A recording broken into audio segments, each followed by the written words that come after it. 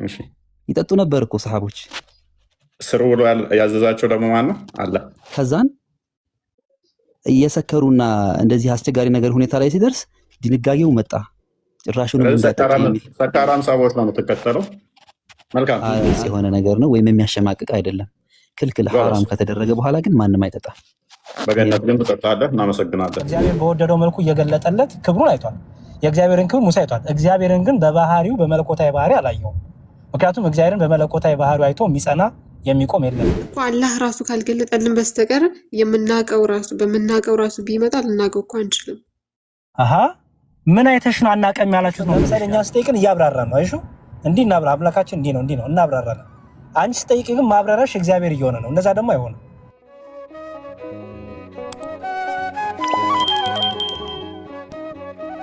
ከእሱ ላይ ግን እንደው እስኪ ከዓለም ላይ ግን ቅዱስ ሀገር ወይም እንደዚህ የተጠበቀች ከሳዑዲ ውጭ ካለ እስኪ ብትነግረኝ። ምንድን ነው ቅዱስ ሀገር ማለት? ሀገሩ ነው የሚቀደሰው ወይ ነው ሰውየው ነው ቅዱስ መሆን ያለበት? ቅዱስ ሀገር ማለት ከዝሙት ከመጠጥ ከተለያየ ነገር እንደዚህ በጣም የጸዳ እንደው ከእናንተ ምሳሌ የምትለው ካለክ። ሰውየው ነው መቀደስ ያለበት እንጂ ሀገሩ አይደለም። ክርስቶስ የመጣው ሰዎችን ሊቀድስ ነው። እኛ የእግዚአብሔር ቤተ መቅደስ ነን። ያውም ቅዱሱ መንፈስ ማዘሪያ ነን። ልንቀደስ የሚገባን እኛ ነን። ስለዚህ አንድ ቦታ አንድ አፈር ነው። ያን አፈር ተቀደሰ አልተቀደሰ ቅድሚያ እኛ ሳንቀደስ እኛ ረክሰን ቦታ ስለተቀደሰ ማተር አይደርግ። አፈር አላልኩም፣ ወይም ደግሞ መጥፎ ፈጣሪ ጋር የፈጣሪን ያዘዘውን ተግባር ተቃራኒ የሚሰራበት ሀገር ማለት ነው። መልካም። ያ የትኛውን ቦታ ላይ ምንድነው እሱ በየትኛውም ቦታ በየትኛውም ሁኔታ ውስጥ ሰዎች ራሳቸውን መቀደስ ይችላሉ። ቦታ በሰዎቹ ሊቀደስ ይችላል እንጂ ቦታው ብቻ ማተር አያደርግም ማለት ነው። ቅድስናስ ምንድን ነው? እሱ የግዴታ መጠጥ አለመጠጣት ጥሩ ነው። መጠጥ አለመጠጣት ኦኬ፣ እሱ ነው ቅድስና። መልካም። መጠጥ አለመጠጣት ቅድስና ነው። ጥሩ። መጠጥ ማይጠጡ ሀገራት እምነት የሌላቸው ፈጣሪን የሚሳደቡ ብዙ አሉ። መጠጥ ላይ ጠጡ የሚችሉ ብዙ ሰዎች አሉ። ስለዚህ ቅዱስ ናቸው። ዝሙት በአደባባይ ዝሙተኛ በአደባባይ የሚቀጣበትስ? ዝሙትስ ምንድን ነው? መጠጥ ያልከው ስለዚህ ገነት ውስጥ ለምሳሌ ጠጅ ትጠጣለህ ወይም ጠጅን ትጠጣለህ። ስለዚህ ገነት እርክስና ይሆናል። ምድራዊ ቅድስናን በገነት ታርግ። ቆይ ልመልስ። አንዴ ሱራ 81 ከቁጥር 25 ከ20 ጀምረ እስከ 25 በገነት ውስጥ ትጠጣለህ። ስለዚህ ገነት እርክስና ይሆናል ማለት ነው። ያንተ እሱ ጋር አያሰክርም ነው የምትለኝ? ሌላ እያወራን አይደለም። አንድ ልጨርስ። ያን አያሰክርም። ማትሰክረው ምንድነው? አቅም ስለሚሰጥ ነው። የመቶ ጉልበት ስለሚሰጥ። ስለዚህ ብጠጣ አትሰክርም። ያ ማለት መጠጡ ምድር ላይ ብጠጣው ትሰክር ነበረ። እዛ በጣም እንደዛ ይልም። አዳምጣ። ኤኒዌይስ ብቻ ወይን ጠጅህን ትጠጣለህ። እዛ እርክስና ይሆናል ማለት ነው። መንገድ ላይ በየቦታው ወሲብ ማድረግ እርክስና ነው የሚል አርጉመንት አንስተዋል።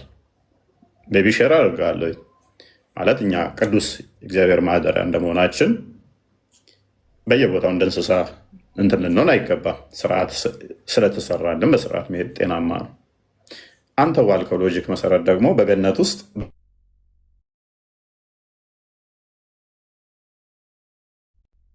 ሙሴ አሉ ወሲብ። ስለዚህ በገነት ውስጥ የእስልምና ገነት እርክስና ይሆናል። አንተ በተናገርከው ሎጂክ እዛ ጋር አሁን እኮ እንድናገር እየፈቀድልኝ አይደለማ። እንድናገር ፈቀድልኝ እኮ ልጨርሳ። አንተ ሀሳብ ነው ገና ምላሽ አልሰጠውም እኮ። በየቦታው ወሲብ ማድረግ እንደዚህ የእርክስና መገለጫ ካደረግከው፣ ስለዚህ በየ60 ማይሉ ላይ የሚቆሙ አሉ። እነሱን ወሲብ ታደርጋለህ። አልጋ ላይ የሚሽሮመረመሩት የሚዞሩት ወሲብ የምታደርጋቸውን ተው። በየ60 ማይሉ ደግሞ ወሲብ የምታደርጋቸው አሉ። ስለዚህ ገነት እርክስና ቦታ ይሆናል ያንተ ማለት ነው። ሌላኛው ያነሳኸው ምንድነው? እሱ ቅድስናን ከዚህ ጋር እያያዝከውና ከመጠጥ ጋር። መጠጥን እርክስና ያደረገው ማን ነው? ወይት እርክስና ያደረገው ማን ነው? መጠጥን። ቆይ አንዴ፣ አላህ ምን ብሏል? ከመጠጥም ይጠይቁሃል፣ በእርሱ ውስጥም ጥቅምና ጉዳት አለው ይላል። መጠጥ ምን አለው ይላል አላህ? ጥቅምም ጉዳትም አለው ይላል። ስለዚህ ጥቅምም ጉዳትም ካለው መጠጥ ጥቅሙ ምንድን ነው? ጉዳቱ ምንድን ነው? ተዘጋጅ እጠይቅሃለሁ። እንደኛ እንደ መጽሐፍ ቅዱስ አስጨርሰኝ። እንደ መጽሐፍ ቅዱስ ስካር ኃጢአት ነው። ስካር ኃጢአት ነው። ገላትያ ምዕራፍ 5 ቁጥር 19 እንደሚናገረው አንደኛ ጢሞቴዎስ ምዕራፍ 5 ላይ ቁጥር 20 አካባቢ ነው እንደዚህ ስለ ሆድ ህመም ግን ትንሽ ወይን ጠጅ ጠጣ ይላል። ይህ ስለተፈቀደልኝ ችግር የለውም። ለምን? ስለ ህመም ይህንን እንደ ፔን ኪለር ወይም ደግሞ ሪሊፍ ለማድረግ አንዳንድ ይጠቀሙት ነበር አስቀድሞ።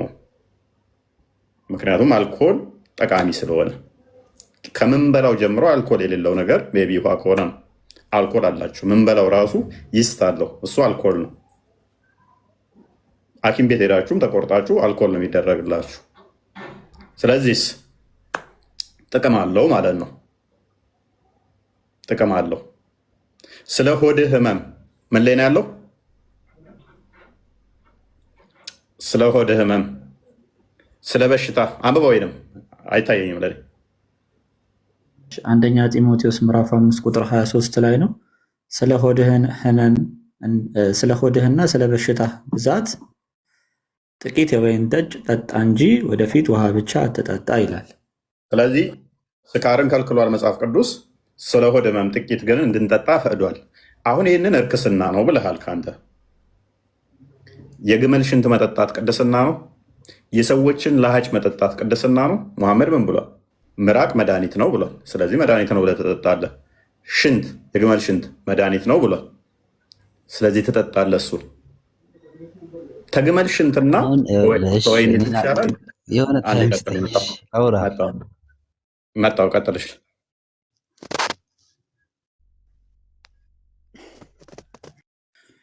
ያ መሐመድ፣ አሁን ወንድና ሴት ዝሙት ቢሰሩ ቅጣቱ ምንድን ነው በእስልምና?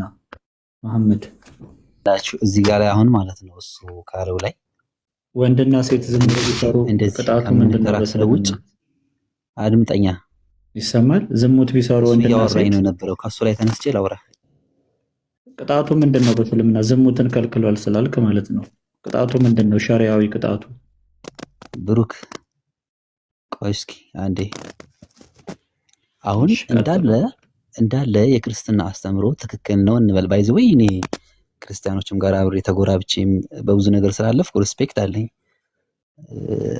ግን እንዳለ የክርስትና አስተምሮት ትክክል ነው ወይም ደግሞ ያለው አስተምሮት ምድር ላይ አክቹዋሊ ምን እየሰጠን ነው?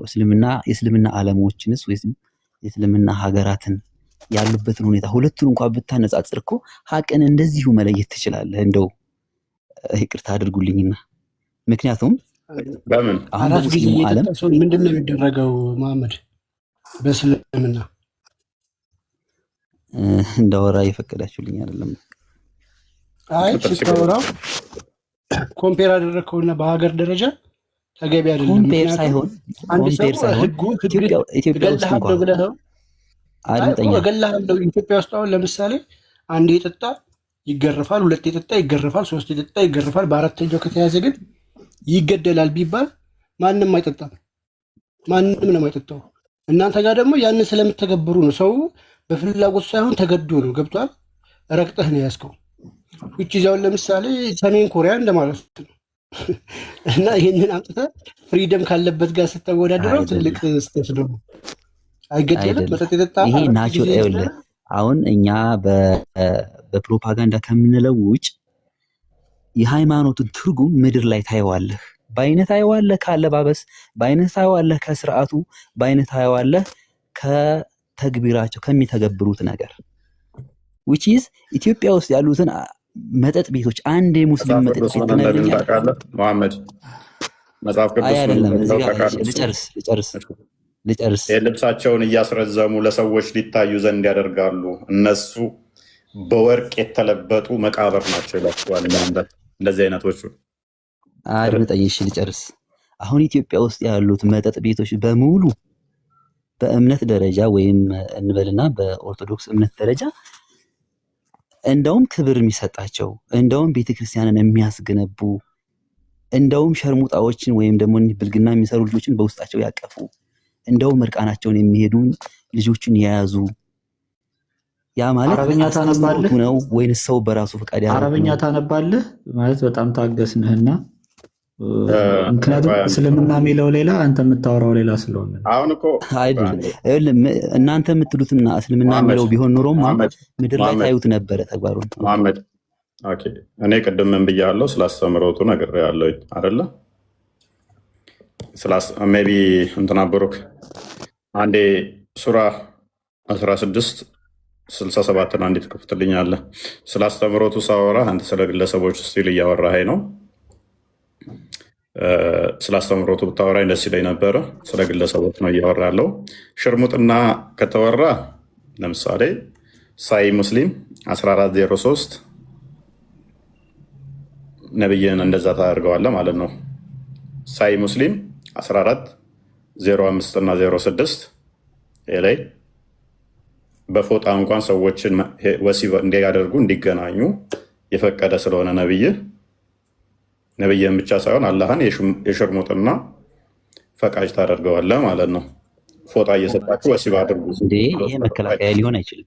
አዳምጣ አይደለም አንተ የምትረጉ አዳምጣ፣ ይከፈትላል መረጃው።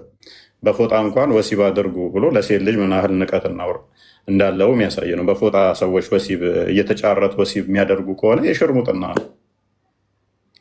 ሌላ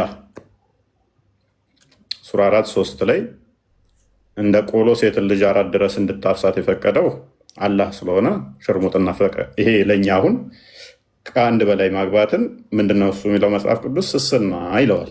እኛ አስተምሮታችን መሰሰን ነው። ስለዚህ ሰስነዋል ማለት ነው።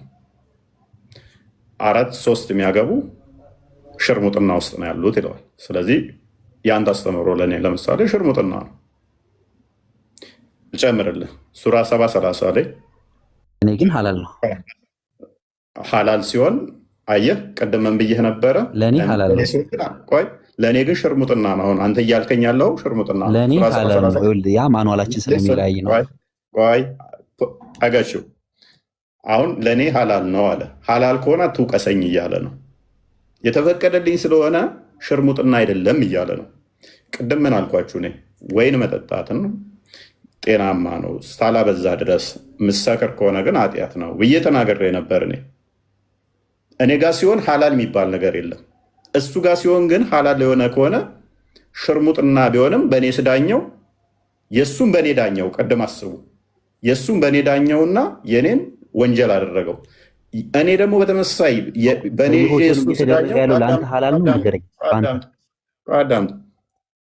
ስዳኘው አይ ሐላል ነው። ሐላል ያለው ለአንተ የኔ አምላክ ደግሞ ስለአንተ ምን ይለዋል? ለምሳሌ 4 አግብቶ እስከ 4 ድረስ አግብቶ ባሪያዎችን 5 ይሁን 10 ይሁን 1 ትሁን 100 ትሁን መገናኘት ሐላል ነው ያለው የአንተ አምላክ ስለሆነ የሽርሙጥና ነው ለኔ። አየህ፣ ይሄ ሽርሙጥና ነው ለኔ። ኦኬ፣ እናንብበው። ትንሽ ላውራክ። እጆቻቸው በንብረት ያስካቸውን መገናኘት ትችላለህ? አችልም? በሱ ጉዳይ ላይ ትንሽ ልበልህ። ትችላለህ? አችልም ማለት 2-3 ስለማግባት ማለት ነው። እጆቻችሁ ንብረት ያደረግካቸው መገናኘት ትችላለህ? አችልም? ልፎይ እኔ የምነግርህን ሰማኝ። ስለ ማኑዋሉ እኮ አሁን እኮ የጠየኩህን እምነቱ ሲተረጉ ምድር ላይ ባሉት አማኞች ታይዋል። በቃ ልለጥፍ ደጋግሜ ሱራ 16:67 አንዴ ክፈትልኝ።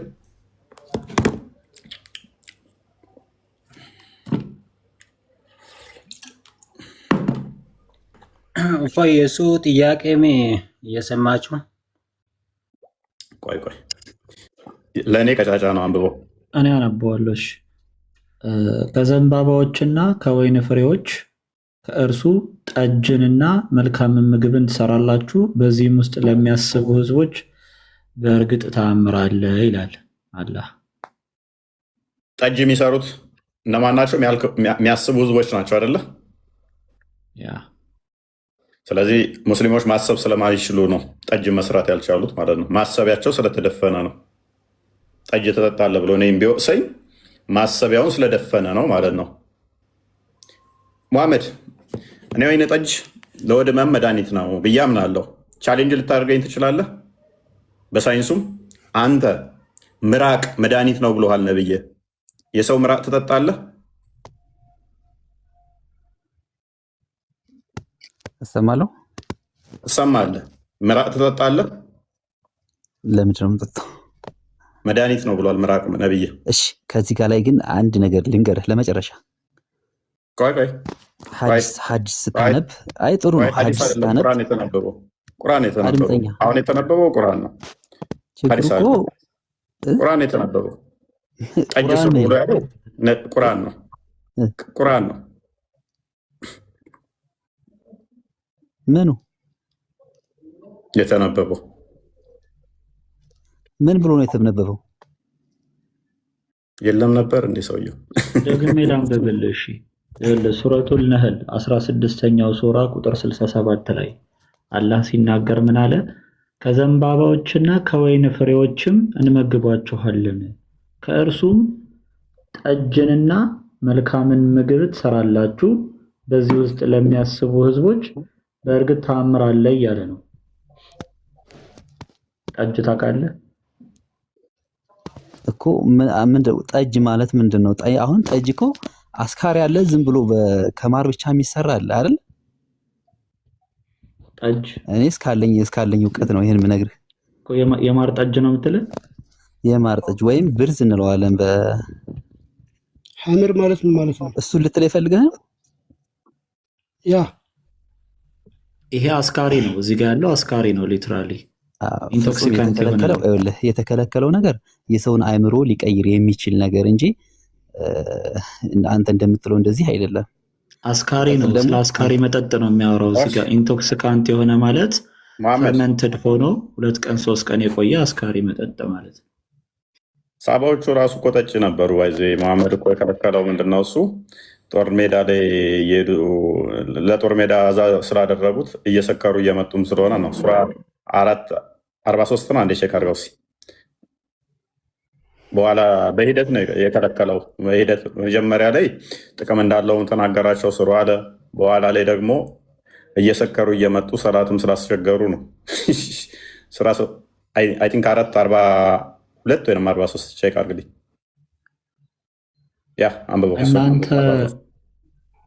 እናንተ ያመናችሁ ሆይ እናንተ የሰከራችሁ ሆናችሁ የምትሉትን እስከምታውቁ ድረስ የረከሳችሁም ስትሆኑ መንገድን ኃላፊዎች ካልሆናችሁ በስተቀር እስከምትታጠቡ ድረስ ስግደትን አትቅረቡ ይላል እኮ። ይሄ እኮ ምንም አይገናኝም። እፎይ አሁን ይሄ ምንድነው? እሺ ችግሩ ንገረኝ።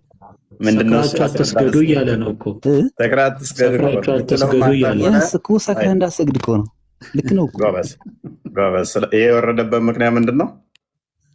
ይሄን እሺ፣ ስለዚህ ሱራ ትንሽ ልበልህ። የወረደበት ምክንያት ምንድን ነው? መጀመሪያ ይህ ሱራ ከማውረዱ በፊት መሐመድ ሊስን ሙስሊሞች አጠጡም አይደል? መጠጥ ለማጠጡ ሰዎች ሰክራችሁ ገና የምትሉትን እስከምታውቁ ድረስ እዛው ቆዩ እንጂ አትስገዱ ብሎ ማባል ለምን አስፈለገ? ኦልሬዲ ማይሰክር ከሆነ አረበኛውን ልንገርህ። ማይጠጣ አረበኛው የሚለው ራሱ ወላ ተቅረቡ ሰላ ወአንቱም ሱካራ ሐታ ተዕለሙን ማ ተቁሉን። ይሄ ማለት ምንድን ነው? ከዛ በፊት ይጠጡ ነበረ። ልክ ነህ እኮ። ይጠጡ ነበር እኮ ሰሃቦች። ስሩ ብሎ ያዘዛቸው ደግሞ ማን ነው? አለ። ከዛን እየሰከሩና እንደዚህ አስቸጋሪ ነገር ሁኔታ ላይ ሲደርስ ድንጋጌው መጣ። ጭራሹን ሰካራም ሰሃቦች ነው የምትከተለው። መልካም አልተባለም። ይኸው የለማ እኮ በራስ መንገድ እየሄድክ ይጠጡ ነበር አልከን። ሰክራችሁ አትቅረቡ እያላቸው እኮ ሰክራችሁ አትቅረቡ። ከዛን በመቀጠል ያለው ደግሞ ሌላ ቦታ ላይ ደግሞ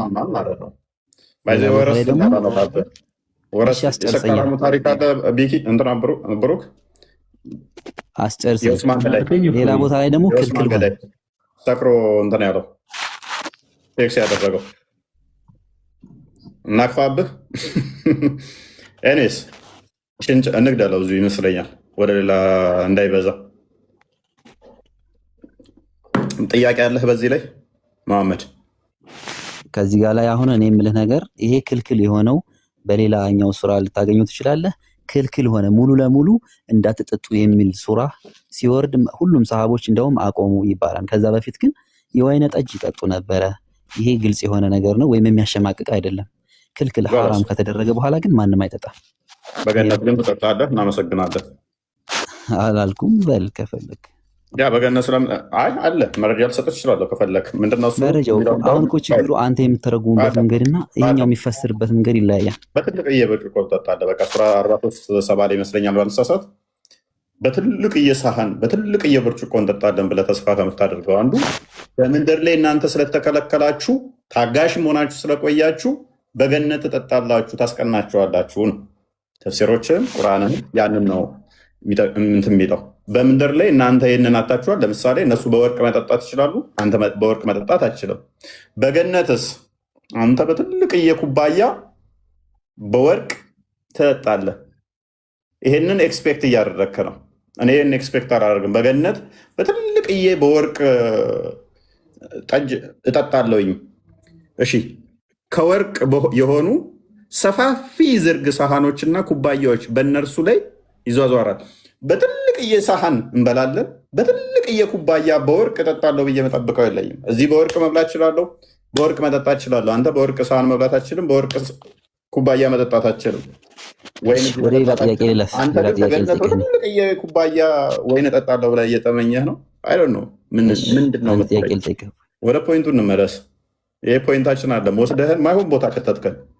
እሺ ይህን ጥያቄ ልጠይቅህ። ክርስቲያኖች በገነት ምንድን ነው የምትጠብቁት? በገነት ምን ትጠብቃላችሁ? እዚህ ጋር አይን ያላየ በጆሮ ያልተሰማ በአይን ያልታየ በአንደበትም ያልተነገረ በማንም ያልታሰበ እግዚአብሔር ያዘጋጀልን እንጠብቃለን። በቃ ምን ይለኛል እንዴ?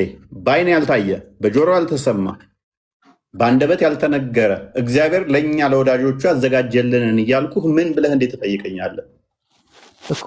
ማለት እንደዚህ ብሎ ትንታኔ የለም። በቃ ጥቅል ነው። ለምን ተነትናለሁ? ከዚህ በላይ አለ እንደ እግዚአብሔር ያዘጋጀልኝ አለ። ምን በአይን ያልታየ ካልኩ እዚህ የሚበላ የሚጠጣ የታየ ተራ ነገር ነው። ሱራ 2:25 ላይ አንድ የሚት አድርገው ይረብሻል ድምፅ። ሱራ 2 ይረብሻል። ሱራ 2:25 ላይ ከተለያዩ የምግብ አይነቶች ሲመጣላቸው ቅድም የበላ ነው አይደል እንዴ ደግሞ ያመጣብናል ብለው ይደብራቸዋል። በአይን ስለታየ ይሰለቻል። ምግብ ሁሉ ወደ ሆድህ የሚገባ ደጋግመህ ባየኸው ቁጥር ደጋግመህ በበላኸው ቁጥር ይሰለቻል። ኢተርናል ላይፍ ላይ አይልም። ክፈትለት ሱራ 2:25 ላይ። ስለዚህ ቅድም የበላ ነው እያሉ እንደዛ እንደሚሰለቹት አይደለም። ለምን በአይን አልታየም። የኛ መጠጥም ከሆነ በሰፊ ኩባያ ሱራ 43:7 ላይ እንደሚናገር በትልቅዬ ኩባያ በትልቅዬ ሳህን ለስግብግባሞች ለሆዳሞች እንጂ ለእኛ አይደለም። እነኚህ ሁሉ ተራ የሚያልፉ ስጋዊ ነገሮች ናቸው። ስለዚህ እኛ እግዚአብሔር ላዘጋጀልን ዕብራውያን ምዕራፍ 12 ቁጥር 22 ላይ ራእይ ምዕራፍ 7 ቁጥር 16 ላይ ዘላለማዊ ደስታ ያለበት ከምግብና ከመጠጥ ያልሆነ እንጠብቃለን። እሱን እናገኛለን። አንብበው። እነዚያ ያመኑትና መልካሞችንም የሰሩትን ለእነርሱ ከስሮቻቸው ወንዞች የሚፈሱባቸው ገነቶች ያሏቸው መሆኑን አብስራቸው። ከእርሷ ከፍሬ ሲሳይን በተመገቡ ቁጥር ይህ ያ ከአሁን በፊት የተመገብነው ነው ይላሉ። እርሱንም ተመሳሳይ ሆኖ ከእርሷ ፍሬ ሲሳይን በተመገቡ ቁጥር ይህ ያ ከአሁን በፊት የተመገብነው ነው ይላሉ። ፍሬዎቿ ስለሚመሳሰሉ ይላል። እርሱንም ተመሳሳይ ሆኖ ተሰጡት። ለእነሱም በውስጧ ንጹሕ የተደረጉ ሚስቶች አሏቸው ይላል። እነርሱም በውስጧ ዘውታሪዎች ናቸው ይላል። ስለዚህ ሰዎቹ ምን ይላሉ? መሐመድ ምግቡ ሲመጣ ይላሉ እንጂ እኮ እፎይ እዚህ ጋር እኔ ልንገርህ ይላሉ ነው እንጂ እኮ ተመሳሰለብን አይደለም እኮ ጥያቄው። ይላሉ ከአሁን በፊት የተመገብነው ነው ምን ማለት ነው? ደግሞ እንላለን በል ይላሉ ሳይሆን ያው እንላለን ብለህ ራስን ጨምራ ምንድን ነው የምታወራው? ወንድማችን ከራስ ጋር ክለሽ እያደረግክ ነው። ድገምና መበለት እሺ ድገምና መበለት። ረጋ በልና አዳምጥ። ለክርክር አታድርገው ወንድማችን፣ ለእውቀት ይሁን። እነዚያን ያመኑትንና መልካሞችንም የሰሩትን ለእነርሱ ከስሮቻቸው ወንዞች የሚፈሱባቸው ገነቶች ያሏቸው መሆኑን አብስራቸው። ከእርሷ ከፍሬ አይነት ሲሳይን በተመገቡ ቁጥር ፍሬዎቿ ስለሚመሳሰሉ ይህ ያ ከአሁን በፊት የተመገብነው ነው ይላሉ። እርሱንም ተመሳሳይ ሆነው ተሰጡት። ለእነርሱም በውስጧ ንጹሕ የተደረጉ ሚስቶች አሏቸው፣ እነርሱም በውስጧ ዘውታሪዎች ናቸው ይላል። እሺ አገኘው ገባ። እኔ በሚገባኝ ይቅርታ እንግዲህ ምን ይላሉ? በሚገባኝ እዚህ ጋር ላይ እንደሚመሳሰል ፈጽሞ እንኳ አያስረዳም እኮ። ያው ለክርክር አይደለም። ቁርስ የበላው ምሳ ስትደገም እኮ በቃ እንደዛ ማለት እኮ ነው። እንዴ ቁርሴን በልቼዋለሁ ትላለህ። ቀደም የበላ ነው ይላሉ እያለ ገነት ከጅምሩ የአትክልት ስፍራ ነች እና በክርስትናውም በእስልምናውም ያለ ነገር ነው። ምንድነው ጥያቄው እዚህ ጋር? ስለዚህ ብዙም ከፍ ከፍ ሳትይን ኮርኩምሻ ገነት ምድር ላይ ነች ያለችው። እኛ ገነትን አይደለም ተስፋ የምናደርገው እና ሁኔት ሄደች። ለዛ ነው እግዚአብሔር የምትገለባበት ሰይፍና ኪሩቤልን ያቆመው። የትኛዋ ገነትን? ያው ገነት አዳም። መልካም። ስለዚህ ገነትን አሁን የምንገባባት በነፍስ ነው፣ በስጋ አይደለም። ነፍስ ከስጋ ስትለይ ጊዜያዊ መቆያ ነች። ነፍስ ደግሞ የምትራ የምትጠማ የምትበላ የምትጠጣ አይደለችም። ነፍስሽ ከስጋሽ ተለይታ ትበላለች፣ ትጠጣለች። ውዳ ከእሷ ምግቧ ምንድን ነው? እሱ መልካም መዓዛ ያለው የአምላኳን እስትንፋሱን የእሱን ምስጋና ትመገባለች እንጂ የአታክልት አንቺ እንዳልኩት በስጋ አይደለም እንዴ? ዛት ቲጂ ምን አልኩሽ? ገነት ጊዜያዊ መቆያ እስከምንነሳ ድረስ ያለች እንጂ ታልፋለች አልኩሽ። ስለዚህ ብዙም ሳትሄጂ ልቅጭሽ ያልኩሽ ለዛ ነው። እሷ አሁን ምንቆይባት በነፍስ ምንገባባት በስጋ አይደለም። አሁን በነፍስ ምንቆይባት ነች። ስለዚህ በነፍስ ምንቆይባት ከሆነች በስጋ ስንነሳ በኋላ ትንሣኤ ስንነሳ እሷ ራሷ ኦልሬዲ ከሚጠፉት ከጠፊዎቿ ስለሆነች ተስፋ የምናደርገው መንግስተ ሰማያት ነው። እሺ እንደዛ ከሆነ አስቀድሞ ገነት ምድር ላይ ነበረች አይደል? አሁን እናንተ የትንሣኤ ጊዜ እስኪሆን ድረስ ወደ ጀነት ነው የምትገቡት። አሁን ጀነት የት ነው ያለችው? ስፔሲፊክ እንደዚህ የሚለውን እንግዲህ ዘፍጥረት ምዕራፍ 2 ላይ አንብቢ። አሁን ዳይሬክሽኑና እንደዚህ ተብላ ስለተቀመጠች እዛ ማለት ነው። በተጨማሪ ደግሞ መጽሐፈ ቀሌምንጦስ ምዕራፍ 13 እና 12 ላይ ባልሳሳት እዛ ላይ አስቀምጦልሻል። ከምድር ምን ያህል ርቀት ላይ እንደምትገኝ የቱ ጋር እንደምትገኝ እዛ ላይ አስቀምጦልሻል።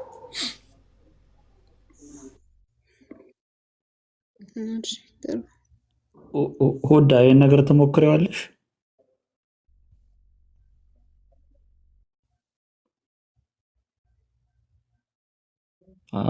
አቅም ያለው ሙስሊም አለ ይህን መሞከር የሚችል? ስለ ገነት የምታወሩ ከሆነ ስፔሻሊ ስለምናው ምን እንደሚያስተምር። ቆይ ወደዚህ ለምንድን ነው ጠምዛ ያመጡ? እንግዲህ ያለ ቶፒካሽን እኮ ቶፒኩ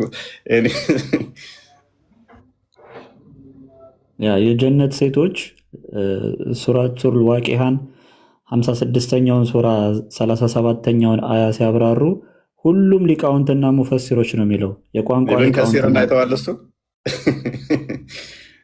ሴትን በአህያ በግመል መመሰል የሊቃውንቶቹ ባህሪ ስለሆነ በግመል ላይ መስላት። እሱ ሴትን ልጅ አልመሰላትም በግመል እንዴ? በግመል መስሏታል። ላሳይሽ።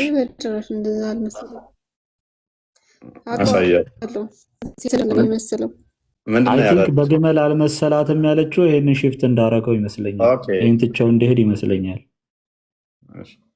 ከግመሉ ይሄ አይከፋም እንደ ሁዳ? ከግመሉ እኮ ይሄ ይከፋል እኮ። ሸርሙጦች ናቸው ብሎ መናገር ይከፋል ከግመሉ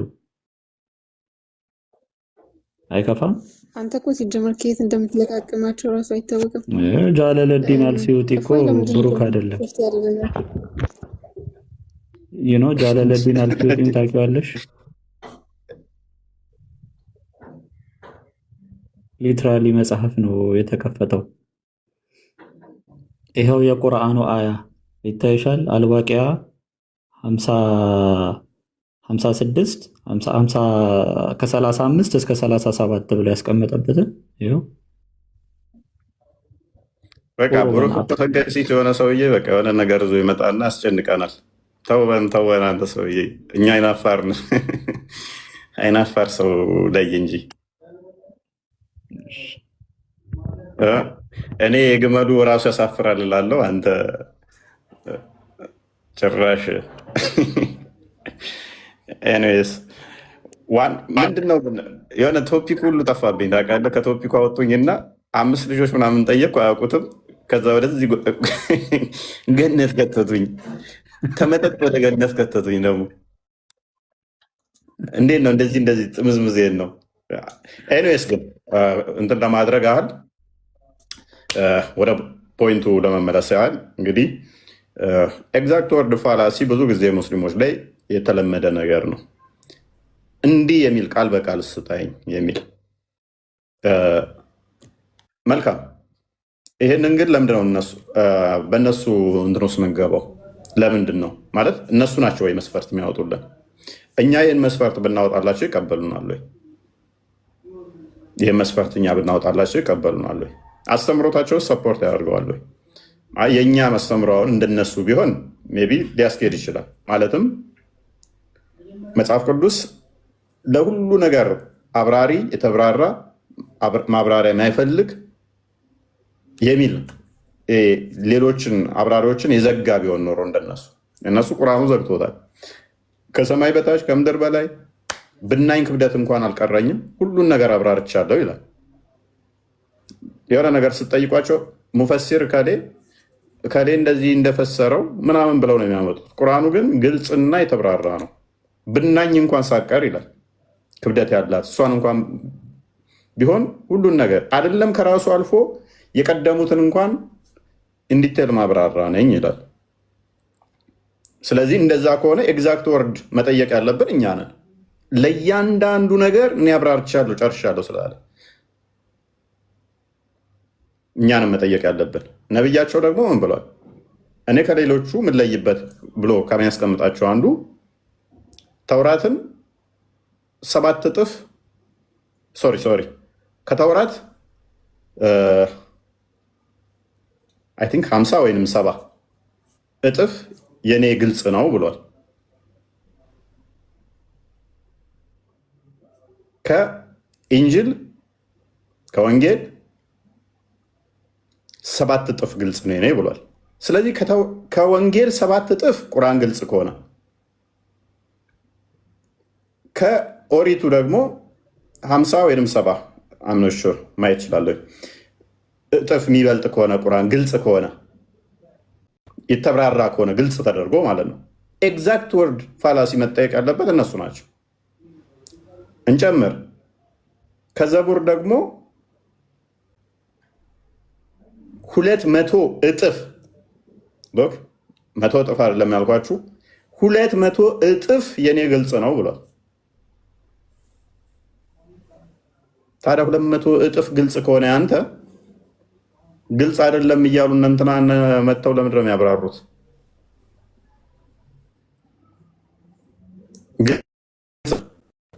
አብራሪ ለምን አስፈለገው? ከቀድሞው ይልቅ የኔ ግልጽ ተደርጎ ተሰጥቷል 200 እጥፍ ከተባለ ስለዚህ እንጠይቃ።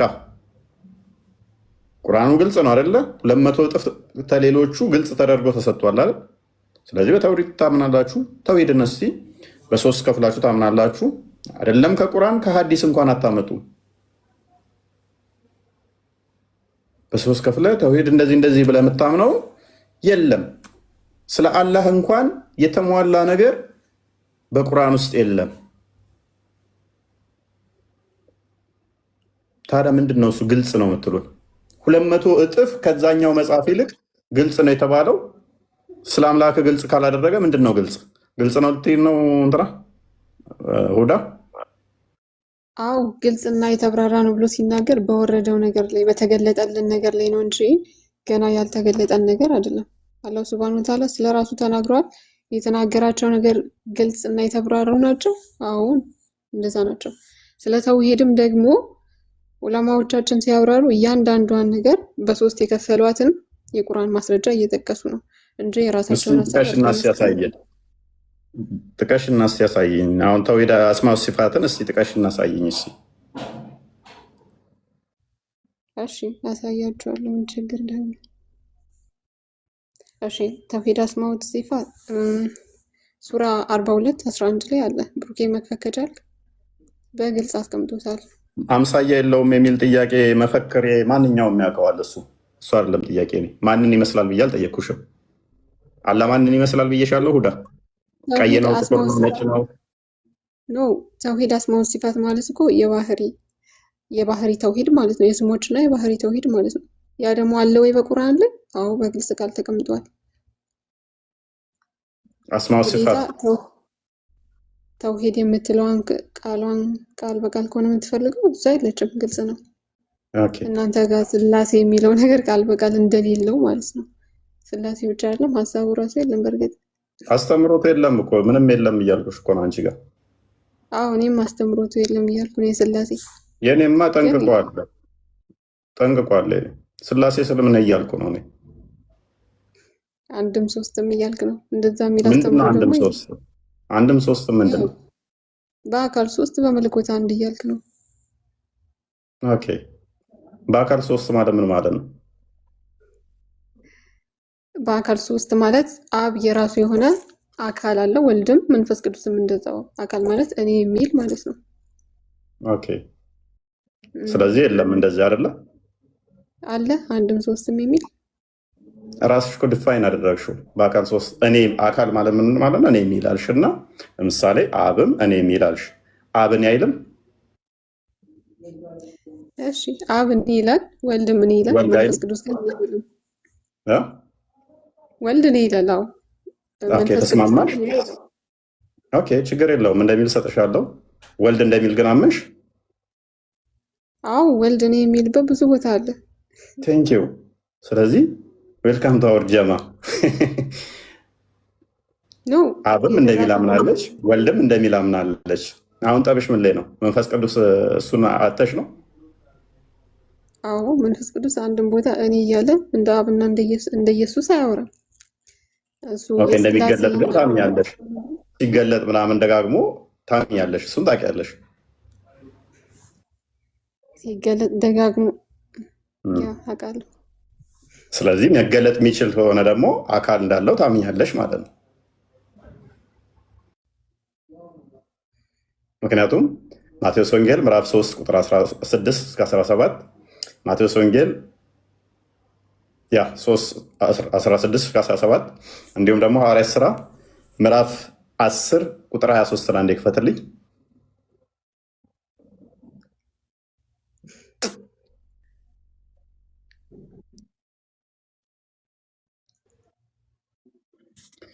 መዝሙር ሰላም ብያለሁ።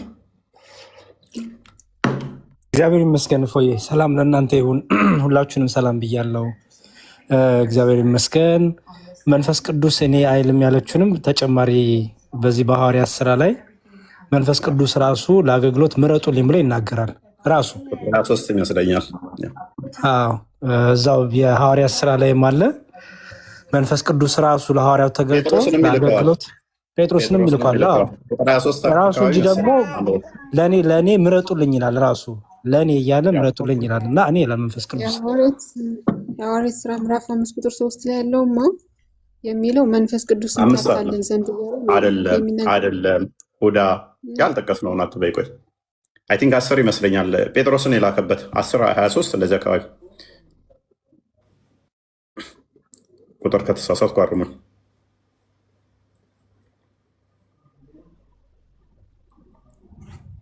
አይታየኝም ለእኔ እንደዛ አለ። እሺ ኦኬ ቼክ ላድርግ ራሴ። ጴጥሮስ ሲወርድ ላይ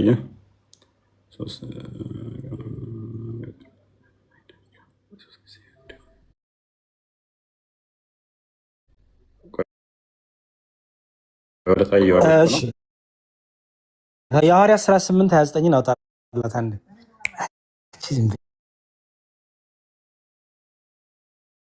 መልክ እየታየ ነው። በእንትኑን አስተካክል ብሩኬ። እሺ 29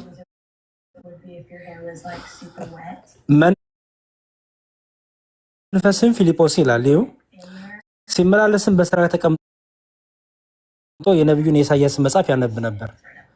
ከዛ መንፈስ ምን ይላል? መንፈስም ፊልጶስ ምን አለው? ወደዚህ ሰረገላ ቅረብና ተገናኛሉ ይላል። ማን ነው መንፈስ የተባለው እዚህ ጋር?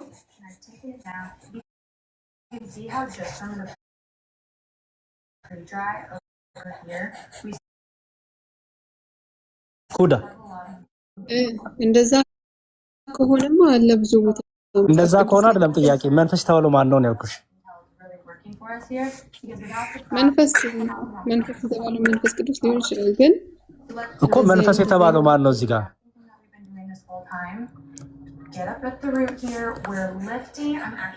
እኔ ላንበበው። ፊልጶስን ተገልጦለት ለፊልጶስ ወደዚህ ሰውዬ ተገናኘው፣ ቅረብና ተገናኘው ማለት አዋራው ማለቱ ነው። ስለዚህ መንፈስ ቅዱስ ተናጋሪ ነው። መንፈስ ቅዱስ አዛዥ ነው። እኔ ባይ ነው ማለት ነው።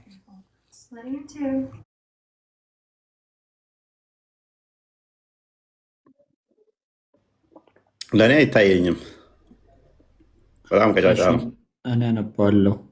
የሐዋርያት ሥራ ምዕራፍ 10 ቁጥር 19 ላይ ጴጥሮስም ስለ ራእዩ ሲያወጣ ሲያወርድ ሳለ መንፈስ እነሆ 3 ሰዎች ይፈልጉሃል፣ ተነስተህ ውረድ፣ እኔም ልኬያቸዋለሁና ሳትጠራጠር ከእነርሱ ጋር ሂድ አለው ይላል። ሐዋርያት ሥራ 13 ደግሞ ጨምርላት አንዴ ብሩኬ፣ ከ1 እስከ 3 እናሳየት። ይሄ ደግሞ ሐዋርያት ሥራ ምዕራፍ 13 ነው። ምን ይላል? አንጾኪያም ባለችው ቤተክርስቲያን ነቢያትና መምህራን ነበሩ። እነርሱም በርናባስ፣ ኔጌር የተባለው ስምዖን፣ የቀሬናው ሉኪዮስም፣ የአራተኛው ክፍል ገዢም የሄሮድስ ባለሟል ምናሄ፣ ሳውልም ነበሩና ከዛዩ እነዚህም ጌታን ሲያመልኩና ሲጦሙ መንፈስ ቅዱስ ይላል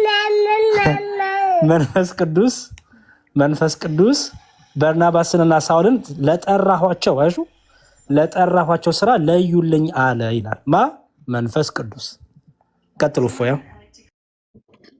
እሺ ስለዚህ የእኛን እንደዚህ ካየን ተውሂድ ታምኛለሽ እና እህታችን ተውሂድ አስማኖ ስፋትን አንስተሻል። ስለዚህ ቁርአን ግልጽና የተብራራ ነው ብለሻል።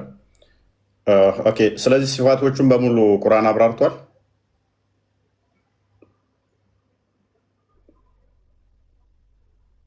ሲፋቶች እንዳሉ ገልጦልናል። የገለጠልንን ተቀብሏል። ያው በሐዲስም ያለውን እንቀበላለን። ለምን ከተባለ ቁርአን ወይንም አላህ ሱብሃነሁ ወተዓላ እኔንና መልእክተኛውን ታዘዙ ስላለን ሐዲስንም ቁርአንንም እንቀበላለን። ሐዲስ ማን አለች ታዲያ? እኔንና መልእክተኛውን ታዘዙ ማለት ሐዲስን ነው የሚል ትርጓሜ ከየት አመጣሽ?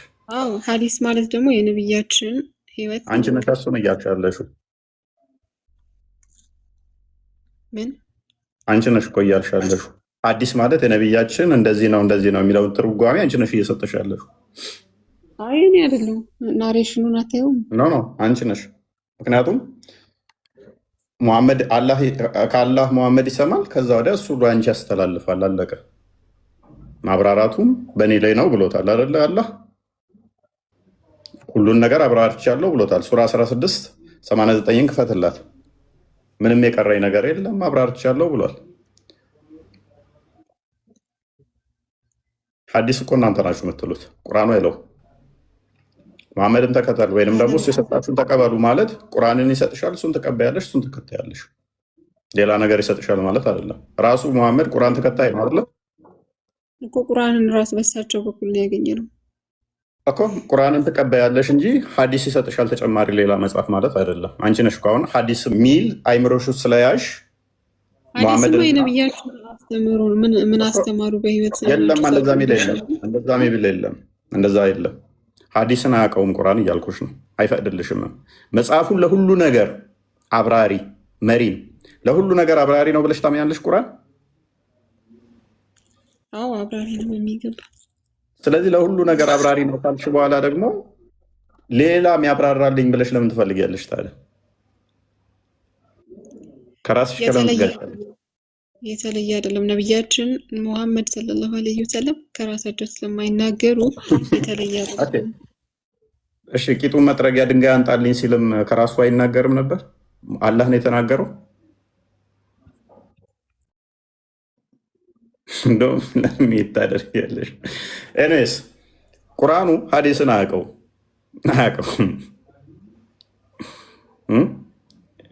እስልምናን ለመጠጋገን ከጊዜ በኋላ ከ200 ዓመት በኋላ ምናምን የመጡ ናቸው።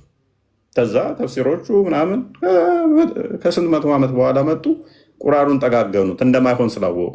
ለሁሉ ነገር አብራሪ ከተባለ አብሳሪና አብራሪ ከተባለ ይሄን ከራስ ጋር እየተጋጨ ሌላ ደግሞ እሱን የሚጠግንልኝ ላምጣ። ዊች ሚንስ አልተብራራ ነገር አለ፣ የሚቀር ነገር አለ፣ ግልጽ ያልሆነ ነገር አለ ማለት ነው እንጂ ግልጽ ነው የተብራራ ነው ከተባባልን በኋላ ከሌ የሚባለው ሙፈሲር ከሌ የተባለው ተፍሲር እያልክ የምትሄድ ከሆነ ግልጽ አይደለም፣ አልተብራራም ማለት ነው። ከራሱ አልፎ በፊቶቹንም አብራራለሁ የሚል ፉከራ ያለበት መጽሐፍ ስለ አምላኩ ሲጠየቅ ሐዲስ ከሌ ተፍሲር ከሌ ላይ ይሄ አይመጣውም። ሁለት እግር እንዳለው እንኳን ለማምጣት ተፍሲሮች ነው የሚያመጡት። የተለየ አንድ እግር ሲያስቡት አያዋጣም። ከዛ ኩርሲ ሰጡትና ኩርሲው ላይ የሚያስቀምጠው ሁለት እግሩ መቀመጫ ነው ኩርሲ ያሉ። ስለዚህ ኩርሲው የሁለት እግር መቀመጫ ከሆነ ሐዲስ ውስጥ ባይኖርም ቁርአን ውስጥ ባይኖርም፣ ስለዚህ ለአላህ አንድ እግር ካልን ይደብራል። ስለዚህ ሁለት እግር አለው። እንደዚህ አይነት ነገሮች ማለት ነው። ከጊዜ በኋላ ፎርጀሪ ናቸው። የሆነ ቤት እንዴት ነው ቸግሯችሁ ቤት ስትሰሩ በአንድ ያገነቡማል። ቅድሚያ ቦታ ትገዛላችሁ፣ ከዛ ድንጋይ ታስገለብጣላችሁ፣ ከዛ ቤዝመንቱን ታሰራላችሁ፣ ከዛ ትንሽ አሁንም ደግሞ ሰብሰብ ታደርጉና ገንዘብ ትጀምራላችሁ። እንደዛ እያላችሁ የሆነ በቃ ዓመታት ይፈጁባችኋል። የሆነ ነገር ትሰሩና ታቆማላችሁ። እንደዛ እኮ ነው አላህ የሚሆነው። ቁርአን ውስጥ እጁና ፊቱ አለ፣ ሐዲስ ላይ እግሩና ባቱ ወገቡ አለ። ከዛ እግሩ ስንት እንደሆነ አይታወቅም። ተፍሲሮች መጡ ደግሞ እግሩን ለመጨማመር። ከዛ አፉ አይታወቅም ነበረ፣ ተፍሲር መጣ። ይሄ ላንቃ ነው የሚባለው ውስጥ ድረስ ሲስቅ እንትኑ ይታያል የሚል ይስቃል የሚል ነበር አዲስ ላይ። በምኑ ነው የሚስቀው የሚል ሲመጣባቸው ይሄ እንትኑ ድረስ ይታያል ላንቃ። አሁን ላንቃ ይሄ ያለው ብትሏቸው ማን አመሳስላለ ኬታ መጣሁ ምናምን ብሎ ይፎክራል። ኦኬ ታዲያ ምንድን ነው ላንቃ? ላንቃ ምንድን ነው? ድድ ምንድን ነው? አይመሳሰልም አይመስልም ይላል። ሳቀ ብሎ ላንቃው እስኪ ይታይ ብሎ አይመሳሰልም ይላል።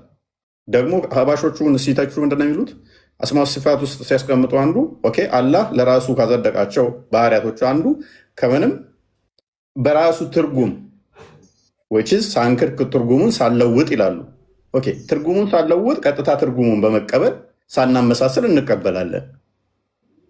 እስቲ አሁን እናንተ በእኔ ቦታ ሁኑና ፍረዱ። ትርጉሙን ሳንለውጥ እንደሌሎቹ ሳናመሳሰል እንቀበላለን አሉ። ሳቀ ግሮሮ እንትኑ ይሄ ይጠፋብኛል። ኢነር ፓርቱ ምንድን ነው የሚባለው? ድዱ እስኪታይ እሺ ትርጉሙን ሳለውጡ ተርጉሙልኝ። እሺ ምንድን ነው? አይታወቅም እኮ ትርጉሙን ቀጥታውን እንወስዳለን ሳናመሳስል ሳንክድም ብላችኋል እኮ። ዲፋይን አይደረግም መልሶ ባት አለው። እሺ እኮ አይጠበቅብንም። አሁን አላህ እጅ አለው ተብሎ ተጠቅሷል አይደለ? እጅ አለው፣ አዎ እጅ አለው ብለን እንቀበላለን። እናንተ እጅ አለው ሲባል አሁን የምትስሉት አንድ የጣዖት ስዕል አለ ማለት ነው። እሱን ከራሳችሁ ጋር እያመሳሰላችሁ ስለሆነ ነው። ጅስም ነው ከተባለ እኮ ጅስም ነው እኮ ከተባለ እኮ በቃ እኮ አይምሮሽ አለመሳል አይችልም። ኖ ጅስም የሚል ደግሞ ቁርአን ላይ አንድም ቦታ የለም። የሚለው ሲፋ ነው። ቀደም ዑለማዎቻችን ባብራሩት መንገድ ስትይ ዑለማዎቹ ጅስም ብለው እኮ አብራሩ። ታዲያ እኛ አይመለከተንም ስለ ዑለማዎች። ጎበዝ ጎበዝ ጎበዝ ጎበዝ። ቅድም ታዲያ ለምንድን ነው እሱ እንደዚህ ያብራሩልናል እንዲሄዱልናል? ስለዚህ አላህ እስቲ አሁን በቁርአንሽ ቁሚና አላህ እግር አለው? እሺ እንደዛ ጅስም ብለው ያብራሩበትን መጀመሪያ ያሳየኝ። አላህ አንቺ ራስሽ እንድታብራሪ ለምን አላደርግሽም? አላህ በቂያማ ቀን ይታያል አይታይም? ቆይ አንዴ፣ አላህ ይታያል አይታይም? ይታያል። ኦኬ። አላህ እጆች አሉት አይደል? አዎ አሉት እጆች። ኦኬ። ቀኝና ግራ ናቸው ወይንስ ቀኝ ብቻ? ቀኝም ግራም አለው። ኦኬ። ባትስ አለው አለ? ባትስ አለው የለውም? አዎ አለው። ምን አለው? ባቱን እጅ ብለን መጥራት እንችላለን? አንችልም። የምንለዩት በባቱ ነው አይደለ? አዎ ባቱን በሚገልጽበት ጊዜ። ቆንጆ። ስለዚህ እጁ ከባቱ ይለያል። በደንብ አስተውሉ። እጁ ከባቱ ይለያል። ግራና ቀኝም አለው። ፊት አለው የለውም? ያ እጁ ከባቱ ይለይ፣ ግራና ቀኝ የሚኖረው ሲፋ ነው እንጂ ጅስም አይደለም ነው። ችግር የለውም። ጅስም ምን እንደሆነ ራስሽ ዲፋይን ታደርጊያለሽ። በደንብ አስተውሉ። ይታያል። የሚታይ ነገር ሁሉ ካፕቸር የሚደረግ ነገር ሁሉ ጅስም ነው። ምክንያቱም ግራ አለው ቀኝ አለው። ግራና ቀኝ አለው ማለት መጨረሻ አለው ማለት ነው። ኢንዲንግ ፖይንቶች አሉት። ምን የቀኝ እጁ ያለበት የግራ እጁ ያለበት ኢንዲንግ ፖይንቶች አሉት። ከዛስ ፊት አለው። ከዛስ ይመጣል። ከዛስ ይሄዳል። ጣቶች አሉት። ቲፕ ፖይንቶች አሉት። እነኚህ ጫፎች ማለት ነው አይደለ? አይደለ? ሁዳ ጫፎች አሉት። ጫፎች አሉት ማለት ማለቂያ ያሉት ማለት ነው። የፈለገ ግዙፍ አድርገሽ ሳዩ ማለቂያ ያለው ነገር ኢንድ ፖይንት ያለው ነገር የሚታይ ነገር ቦዲ ነው። ይሄ የቦዲ ባህሪ ነው። ቦዲን ዲፋይን ስታደርጊ የሚታይ መምጣት መሄድ የሚችል ዳይሬክሽን ዳይሜንሽን የሚያካብበው የሚያዋስነው ነው። ራሱ እኮ ነው ራሱ ነው ራሱ እንዲታይ ለእኛ እንዲታይ የሚያደርግልን ባቱን በሚገልጥበት ጊዜ ነው አይደል? በባህሪ ታይዋለሽ። ይዛለት እኮ ራሱ እናንተም እኮ አምላካችሁን ታዩት የለም? በባህሪው ነው የምታዩ። በባህሪው ነው የምታዩን ሴንስ አሁን ማታዩ እሱ ከአርሽ በላይ ስላለ አንቺ ምድር ስለሆነሽ ነው። የዛን ለግ የምታዩ ራሱ ስለሚመጣ ምንም የሚከልላችሁ ሌላ ድንበር ስለሌለ አርሹም ስለሌለ ታይዋለሽ። አሁን ማታዩ ምንድነው? በባህሪው በደንብ አስበኝ። ታዩታለሽ ላልሹ ፈጣሪም ማንም ያየው የለም፣ አይታይም ባህሪው። ለምንድን ነው የማይታየው? የሆነ ጋራ ጋርዶት የሆነ ሰማይ ከልሎት ነው ወይ? አይደለም፣ አይደለም። ራሱን በባህሪው የሰወረ ስለሆነ ነው። በባህሪው የሚታይ ስላልሆነ ነው። በባህሪው ማይታየው ነው እንጂ ፈጣሪን የሚሰውረው የሚከልለው የሚደብቀው የሚሸፍነው የለም። መሄድ መምጣት፣ እነኚህ መቆም መነሳት አይነገሩለትም። ለምን? እነኚህ ሁሉ የፍጡራን ባህሪ ስለሆኑ። እነኚህ ከተነገሩለት የሆነ ቦታ እንትን አለው፣ ኢንዲንግ ፖይንት አሉት ማለት ነው። በፍጡራን ውስጥ የሚካበብበት የሚዋሰንበት ኢንዲንግ ፖይንት ያለው ነገር ደግሞ መምጣት መሄድ የሚነገርለት የሚታይ ከሆነ ያ የምታዩ ነገር ወይ ድፍን ነው ውስጡ ወይንም ሃሎው ነው። ምክንያቱም እግር አለው እጅ አለው ብለሽኛል። እጁና እግሩ ይለያያል ብለሻል። አይንሽ ነው እየለያለው። በደንብ አስተውይ። ይሄ ደግሞ አይናችን ከለር ይፈልጋል። ስለዚህ እየለየው ነው። እጁና እግሩ አንድ እንዳልሆነ እየነገረሽ ነው። ድፍንም ይሁን ውስጡ ክፍትም ይሁን አይንሽ ካፕቸር እያደረገው ነው፣ እያነሳው ነው። ያ ደግሞ ምንድነው? የግዙፍ አካል ፕሮፐርቲ ነው። ግዙፍ አካሎችን የምንለይበት ነው። ይሄ ከዚህ ይሄ ከዚህ ብለን የምንለይበት። አንዱ ከአንዱ የሚለይ ከሆነ ደግሞ የፍጡር ባህሪ ነው። ምክንያቱም የፍጡር ባህሪዎች የመነጣጠል ባህሪ ያላቸው፣ ያ የመነጣጠል ባህሪዎች ደግሞ መሄድ መምጣት ጉድለት ካለባቸው ለአደጋ ኤክስፖዝድ ይሆናሉ ማለት ነው። ለአደጋ ኤክስፖዝድ የሆኑ ነገሮች በሙሉ ደግሞ ፈራሽና በስባሽ ናቸው። በሎጂኩም ያ ነው፣ ፈራሽ ናቸው፣ ወደ ፍጥረት የሚገቡ ናቸው። ስለዚህ እኛ ፈጣሪን የሆነ እንደዚህ በሆነ ቦታ ላይ የሚታይ እንደዚህ ከዚህ ጋር እጁ እግሩ ከዚህ ጋር ፊቱ እዛ ጋር እንዲህ አካለን የምናየው ይኸው አይደለም። ስለዚህ ጅስም ማለት ይሄ ነው። በመጀመሪያ ደረጃ ፊቱ እዛ ጋር እግሩ እዛ ጋር እንደዚህ አካበን የምናየው አይደለም ያልከው። አላህ ሱብሃነሁ ወተዓላ ፊቱ እዛ ጋር እግሩ እዛ ጋር አካበን የምታዩት የሚል ነገር የለም። አለው ሲፋ አለው ተብሎ ተገለጠልን እኮ። እናንተ የተቸገራችሁት እናንተና አህባሾች የተቸገራችሁት በራሳችሁ እያያችሁት ስለሆነ ነው። በራሳችሁ ጅስ ባንቺና ንገሪኝ። እሺ ያ በእኛማ አለው ብለን ነው ብቻ ነው የምናዘልቀው። ምንም አይነት ማብራሪያ አንሰጠውም። በቃ አለው እንዴት አሁን ግን አናውቅም። እንደዛ ነው። ሲቀጥል ደግሞ ሙሴ እግዚአብሔር ምንድን ነው ያለ ሲለው የሰው ልጅ ፊቴን አይቶ በህይወት መኖር አይችልምና ነገር ግን ጀርባይን ታያለህ ነው አይደል ያለው። ስለዚህ እግዚአብሔር ማለት የነበረበት አልታይም። ሁዳ ጀርባይ ማለት ምን ማለቱ ነው? ባለፈው መልሼልሻለሁ ይሄንን ጥያቄ አይደለ ሁዳ? ለኔ አዎ አስታውሳለሁ፣ ጠይቀሽኝ። ዘጸአት ምዕራፍ 33 ነው ማን የጠየቀኝ? ዘጸአት ምዕራፍ 33 ነው አይደል የጠየቅሽው?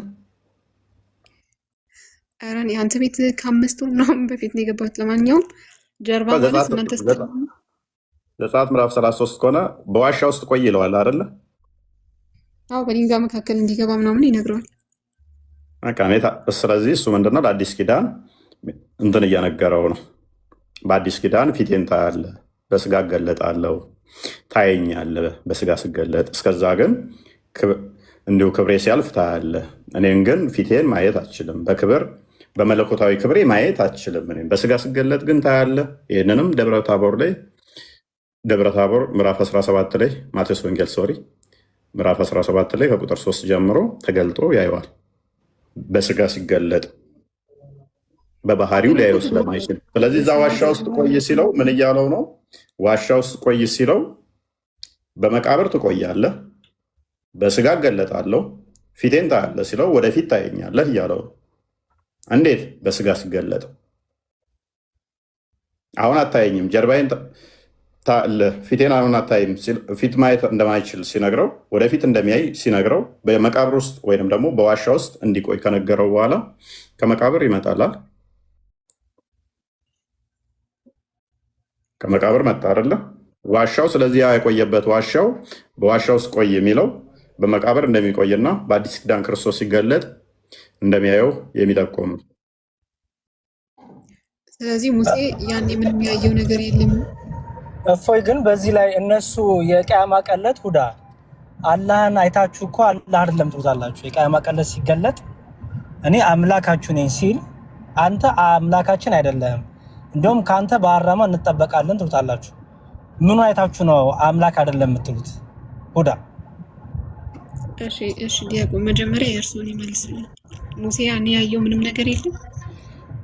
ኦኬ እግዚአብሔር በረዴት ሲያል ኦኬ ቀጥል። መዝሙር ተቀጥረፈ ችግር የለውም ጨርሱ። ቆይ ቀጥል ችግር የለውም። እሺ ሙሴ የእግዚአብሔርን ክብር አይቷል። እግዚአብሔርን በባህሪው ግን አላየውም።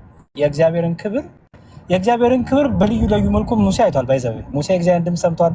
ሙሴ እግዚአብሔርን በእሳት መልካም አናግሯል። ሙሴ ልዩ ልዩ ክብሩን እግዚአብሔር በወደደው መልኩ እየገለጠለት ክብሩን አይቷል። የእግዚአብሔርን ክብር ሙሴ አይቷል። እግዚአብሔርን ግን በባህሪው በመለኮታዊ ባህሪ አላየውም። ምክንያቱም እግዚአብሔርን በመለኮታዊ ባህሪው አይቶ የሚጸና የሚቆም የለምና። ጀርባይን ታያለህ ያለው ለምንድን ነው? በኋለኛው በስጋ ማርያም ተገልጦ የእግዚአብሔር ልጅ እግዚአብሔር ሆኖ ይታያልና ጀርባይን ታ። ይሄን ማቴዎስ ወንጌል ምዕራፍ 17 ላይ ታገኘዋለሽ። ሙሴና ኤልያስ ኢየሱስ ክርስቶስ በደብረ ታቦር ሰዎች የሰው ልጅ ማን ይሉታል ባለ ጊዜ ግማሹ ኤልያስ ነህ፣ ግማሹ ሙሴ ነህ፣ ግማሹ ከነቢያቱ አንድ ነው ይላል። ታዲያ እናንተ ማን ትሉኛላችሁ አላቸው ሐዋርያቱ። አንተማ የሕያው እግዚአብሔር ልጅ ነህ አሉት። አየሽ፣ ከዛ ወደ ተራራ ይዟቸው ወጣ ይላል። ከዛ ሙሴና ኤልያስ መጥተው ጌታን ተገናኙት ይላል። ስለዚህ በኋለኛው ዘመን የእግዚአብሔር ልጅ በስጋ ማርያም ተገልጦ እግዚአብሔር ሆኖ እንደሚያይ ቃል ሲገባለት በኋላ ግን ታየኛለህ፣ ጀርባዬን ታያለህ አለው። ስለዚህ ፊት የተባለው እኛ ፊት ሲባል እግዚአብሔር መለኮታዊ ፊት አለው እያልን አይደለም።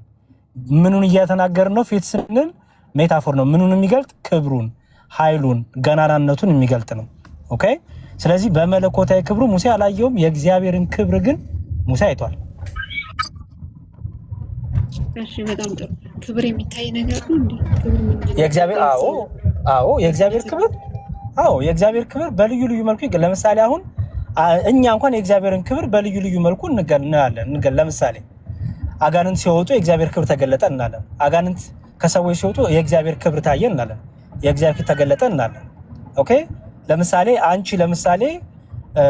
ወደ ክርስትና ወደ ቤተክርስቲያን ወደ ክርስቶስ ጋር ስትጨመሪ የእግዚአብሔር ክብር እኮ በሷ ተገለጠ እናለን። ምን ማለት ነው? ስራው፣ አዳኝነቱ፣ ኃያልነቱ፣ ችሎታው፣ ፈዋሽነቱ፣ መሐሪነቱ እነዚህ ሁሉ ክንዱ፣ ኃይሉ፣ ብርታቱ ሁሉ የእግዚአብሔር ክብር ተብሎ ይገልጻሉ መጽሐፍ ቅዱስ። ስለዚህ አዎ ሙሴ የእግዚአብሔርን ክብር አይቷል። መለኮታዊ ባህሪውን ግን አላየውም፣ ማየትም አይችልም።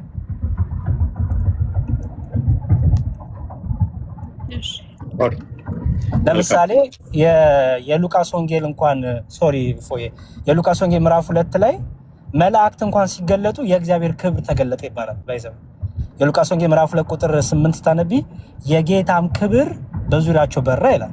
ምክንያቱም መልአኩ ራሱ ክብሩ እግዚአብሔር ስለሆነ ኃይሉ እግዚአብሔር ስለሆነ አንድ መልአክ ሲገለጥ ምድሩ ትበራለች። ያ የሚበራው የመልአኩ ክብር የእግዚአብሔር ክብር ይባላል። ምክንያቱም በመልአኩ ላይ የእግዚአብሔር ክብር ስለሚገለጥና የእግዚአብሔርን ክብር በዙሪያቸው በራ ይላል። አይሹ ስለዚህ እኔ አሁን ከዛ አንፃር ይሄን ካሽ በኋላ እናንተ አላህ ሲገለጥ በቂያማ ቀን አናቅም የምትሉት ምኑን አይታችሁ ነው? ሁዳ አናቅም የምትለው አስቀድሞ ደጃል ሲመጣ እና ታላላቅ ታምራቶችን ስለሚሰራ እሱ መስሎን እንደዛ የምንለው ግን እኮ እግዚአብሔር ምን ይቅርታ አንዴ ሁዳ አንዴ ጨርሽ እንጂ ደጃል መስሎን ኧረ ደጃል መስሎን አላልኩም። ከደጃል ጋር እንዳትወዛገቡ። ደጃል አንድ አይና ነው ብሏችሁም በቂያማ ቀንም ትወዛገቡ ጀመር።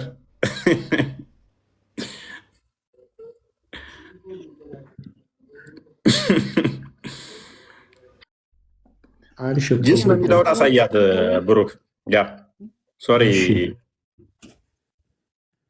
ቅድሚያ ግን የራሷን ዲፊኒሽን ብትሰጥ ጅስም ማለት ምን ማለት ነው? ዲፋይን አድርጊ እስኪ ሁዳ። ጅስም ማለት ቦዲ ነው። ቦዲ ምንድን ነው? ቦዲ አካል የሚዳሰስ ምናምን አይነት አካላቶች እኮ ምንድን ነው? ዲፋይን አድርጊ እስኪ እሱን ግለጩ። የብልት ተገጣጥሞ ምናምን ቦዲ ይባላል አይደል? ነሰሰሪ እሱ ብቻ ላይሆን ይችላል። ግን ዲፋይን አድርጊው እስኪ ግለጩ። ጅስም ማለት ምን ማለት ነው የሚለው ቦዲ ምንድን ነው? ቦዲ ግዘፍ የሆነ ነገር። ኦኬ ግዘፍ የሆነ ነገር ግዙፍ መሆኑ የሚታወቀው ስለዚህ ኢንዲንግ ፖይንት ያለው ነው አይደለ? የሚታይ የሚዳሰስ ሊሆን ይችላል። ግዙፍ እንትን የሆነ ኢንዲንግ ፖይንት ያለው ነው አይደል? ያው እንደዛ ነው። ግን ስለዚህ አላህ ይሄንን ያሟላል እኮ ካለ በጭራሽ አላህ ጅስም የሚባል ነገር የለውም። አንቺ ባልሽው ዴፊኒሽን እኮ ነው። ይታያል፣ ግዙፍ ነው አልሽ። አላህ ግዙፍ ነው፣ ይታያል፣ ግዙፍ ነው። ኢንዲንግ ፖይንት ያለው ነው አልሽ። አላህ ኢንዲንግ ፖይንት ያለው ነው። ስለዚህ አየሽ ራስሹ ዲፋይን አደረግሽው። አሁን ቀጥል ብሩክ አሳያት።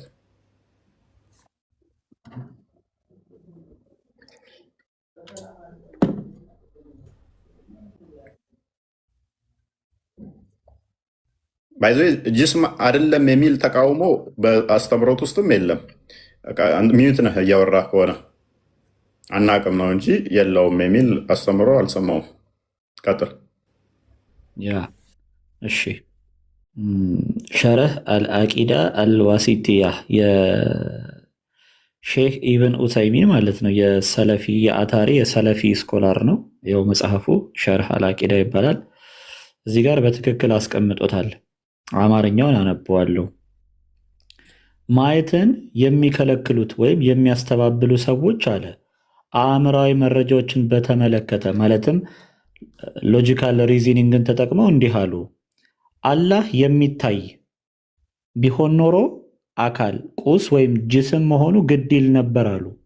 አላህን በአይን የምናየው ከሆነ እሱ አካል ጅስም መሆኑ ግድ ይል ነበር አሉ ነው።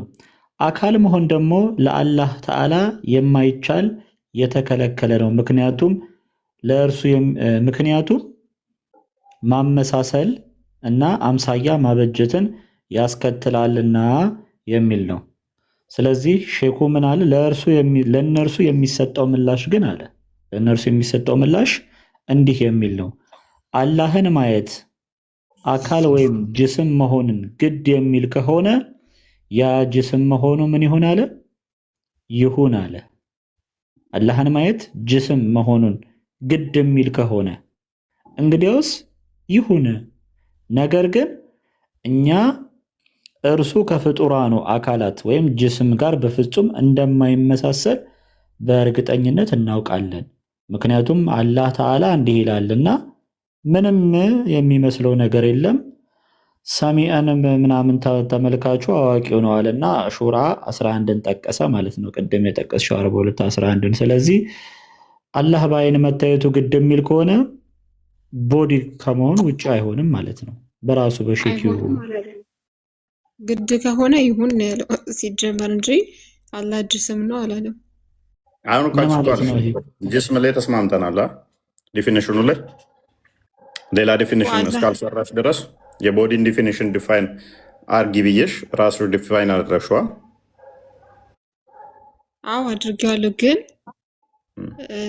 አላህ እንደዛ ነው አላልኩህማ። ታዲያ አላህ እንደሚታይ ራሱ ተናግሯል። ስለዚህ የቦዲን ዲፊኒሽን እኮ ለአላህ አፕላይ ያደረግነው ተመሳሳይ ነው አለው። የሚታይ ነገር ቦዲ ይባላል። አላህ ይታያል።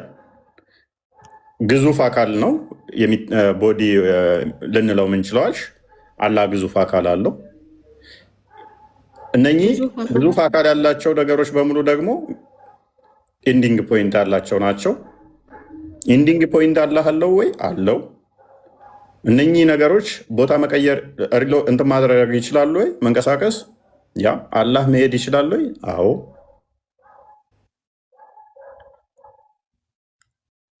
ያ አላህ ሱብሃነሁ ወተዓላ ራሱን ሲገልጥልን ነው እኛ የምናየው እንጂ አሁን ለምሳሌ አንድ ሰው በአካባቢ ያለን ሰው አውቁ ካልተደበቀ በስተቀር አየዋለሁ። አላህንም እኮ እንደዛ ነው። አላህ ስለተደበቀ እኮ ነው የማታየው አይደል? አይደለም። አላህ ሱብሃነሁ ወተዓላ ታስይዣለሽ። በባህሪው ነው የማይታየው አላህ። አዎ አላህ አይታይም፣ ግን ራሱን ይገልጥላቸዋል ነው የተባለው። ኖ አይደለም። ማይታይ ቦታ ስላለ ነው፣ ከአርሽ በላይ ስለሆነ ነው። አረ እንደማይታይ ቁርአን ይናገራል እኮ። አይኖች አይደርሱበትም እኮ ነው የሚለው። አይኖች አይደርሱበትም ሚንስ ሩቅ ቦታ ነው ያለው እሱ እንጂ በባህሪ አይታይም የሚል የለም። እንደዛ ለማለት አይደለም። አይኖች አይደርሱበትም ሲል እኮ አይኖች አይደርሱበትም እሱ ጋር ሄደሽ፣ ምክንያቱም አርሹ በጣም ግዙፍ ነው። ያንን አርሽ አካበሽ እሱ ጋር አልፈሽ ልታዩ አቺ ግዙፍ አርሽ የተሰራው እኮ እሱን እንዳታዩ ነው፣ መደበቂያው ነው እንጂ በባህሪው እዚህ ቢመጣማ ታይዋለሽ። እዚህ ቢመጣ ታይዋለሽ፣ የሚታይ አካል አለው። ምክንያቱም ቅድም ተስማማን እኮ እግር እጅ አለው አይደለ? ቆይ በቀላሉ ልጠይቅሽ። በትንሣኤ ቀን ስትነሺ ሱረቱ አንቢያ ላይ 104 እንደሚናገረው እንደ አዲስ ነው አይደለም ያስነሳሽ፣ እንደ ቀድሞውን መልሳችኋለን ነው የሚለው አይደለ? 60 ክንድ ሆነሽ አለ። ስለዚህ አይን እጅ እግር እዘሽ ነው የምትነሺው፣ ወደ ቀድሞ አዳም እንደተፈጠረበት ማለት ነው አይደለ? ያኔ ፀሐይን እንደምታዩ ወይም ጨረቃን እንደምታዩ በግልጽ ታየዋለሽ። አዎ፣ ነገር ግን ራሱን ገልጦልን ነው እኮ የገለጠው። ምንድነው? ከተደበቀበት መጣ። አሁን ፊት ለፊታችሁ እዛ ሆኖ አለ የምታዩ፣ መጥቶ ነው እናንተ ጋር አይደለ? ከተደበቀበት መጣ አይደለም። አርሽ ሲጀመር የፍጥረት ሁሉ መደምደሚያ ነው። ለምሳሌ እግዚአብሔር ዙፋኑን በአርያም እንዳደረገ ኪሩቤልና ሱራፌል የእግዚአብሔርን ዙፋን እንደሚሸከሙለት ማለት ነው። ለምንድን ነው እግዚአብሔር አርያምን የመረጣት? ዙፋን ምንድን ነው? በእኛ አንቺ አሁን ዙፋን የምታውቂው ፊዚካል የሆነ ቦታ ላይ ተሸክመውት የቆሙ ነው። አንቺ ሱረቱ ሐቅ ላይ ቁጥር 17 ላይ አላህን የተሸከሙ እነኛ መላእክቶች ስላሉ ማለት ነው፣ ከእነሱ ጋር መሳስለሽ ነው። ያ በኪሩቤል ላይ ሊያደር ይችላል። በምን? በረዴት እነሱ ላይ ይገለጣል። ተሸከሙት ሊባል ይችላል። ለምን? በረዴት በእነሱ ስለሚገለጥ እንጂ ኢንፊዚካል ሴንስ የሆነ ቦታ ላይ እሱ ላይ ተሸክመው አሉ ማለት አይደለም። ምክንያቱም መንፈስ ነው፣ በሁሉ የሞላ ነው፣ ከስፔስ እና ፕሌስም ውጭ ነው። እነሱ ላይ በረድኤት ስለሚገለጥ ኪሩቤ ተብሎ ተሸከሙ፣ ዙፋኑን ተሸከሙ እንደዚህ ተብሎ ሊነገር ይችላል። ዙፋን አንድም ቅድስና ልዕልናን የሚናገር ነው እንጂ ፊዚካል ሴንስ የሆነ ግዙፍ የሆነ ቦታ ማለት አይደለም። በዚሁ አንድ ልጠቁማችሁ፣ እነኛ ራእይ ስንት ነው ዙፋኑን የሚሸከሙት? ራእይ 4 ነው። ራእይ 4 ስንት ላይ ነው? 4:6 ላይ 4:6 ላይ በዛው አንዴ። ስለዚህ 4:6 ላይ እነኛ የተለያዩ 4ቱ እንስሳቶች በዛ የሚመሰሉት የአንበሳ ኃያልነቱን ንግስናውን ለመግለጽ እንጂ አንበሳ የሚመስል እንደዛ ማለትም አይደለም። አንድም ስለ አራዊቶቹ ወክሎ የሚጸልይ እንደማለት ነው። የሰው ፊት የሚመስል ያለው ስለ ሰዎች የሚጸልይ ስለ ሰዎች እንትን የሚል ማለት ነው። እንስሳ እንትን ምን ነበረ? ንስሩ ደግሞ ስለ አዋፋቶቹ ስለነሱ የሚጸልይ እሱንም የሚወክል ነው። ሌላኛው ጥጃ ወይንም ላም፣ እሱ ደግሞ እግዚአብሔር መግቦቱን ጠባቂዎቹ ስለ እንስሳቶቹም የሚወክል አንድም እግዚአብሔር መጋቢ፣ ጠባቂ፣ ተንከባካቢ መሆኑን የሚጠቁም ነው። በተመሳሳይ ግን ይሄ እናንተ ጋር አለ። ሱረቱ ሀቅ 17ኛው ተፍሲር ኢብን አባስ እንዲሁም ሌሎቹ ሙፈሲሮች እነኙ የዋሊያ ቅርጽ ያለው ነው፣ የዝሆን የአንበሳ ቅርጽ ያለው ነው፣ የኤግል ቅርጽ ያለው እንስሳቶች ነው ተሸክመው ያለህን። የእናንተ አሁን ይሄ ምሳሌ አይደለም። አየሽ፣ የእኛ እንዲብራራል። የእናንተ ግን ሊትራሊ ያለህን የተሸከሙት አንድ ደደብ ኡስታዝ ቪዲዮ ሰርቶብኝ ስላየው ነው በዛው የሚያነሳውት። ላስተምረው እንስሳ የሚመስሉ አሉ፣ ሰው ይመስላል ምናምን ብሎ ማለት ነው። ኤኒዌይስ እኛ ጋር እንዲህ ዲፋይን ይደረጋል። እናንተ ጋር ግን ተሸክመውት ያሉት አሁን አላህን አንደኛው ፊቱ ማንን ይመስላል? አንበሳ። አንደኛውስ ዋሊያ የሚመስል፣ አንደኛውስ በሬ ነው እነሱ ጋር በሬ የሚመስል፣ አንደኛውስ ነስር የሚመስል። እንደዛ ነው ተሸክመው፣ ሊትራሊ ነው የተሸከሙት። እናንተ ሊትራሊ ተሸክመውት ነው ያሉት። አይሽ እኛ ጋር ግን ዲፋይን ይደረጋል፣ ይብራራል። ስለዚህ የሆነ ፊዚካል ሴንስ የሆነ እሱን ተሸክመውት የሚሉ ምናምን ነገር አለ። እግዚአብሔር በወደደ በፈቀደ በደመና ተገለጠ፣ በረድኤት ሊገለጥ ይችላል። ደጋግሞ በደመና ተገለጠ ስለሚል እሱን ያመጡና እግዚአብሔር እንዲህ ያለ ረድኤቱ ይገለጣል፣ በረድኤት ይገለጣል።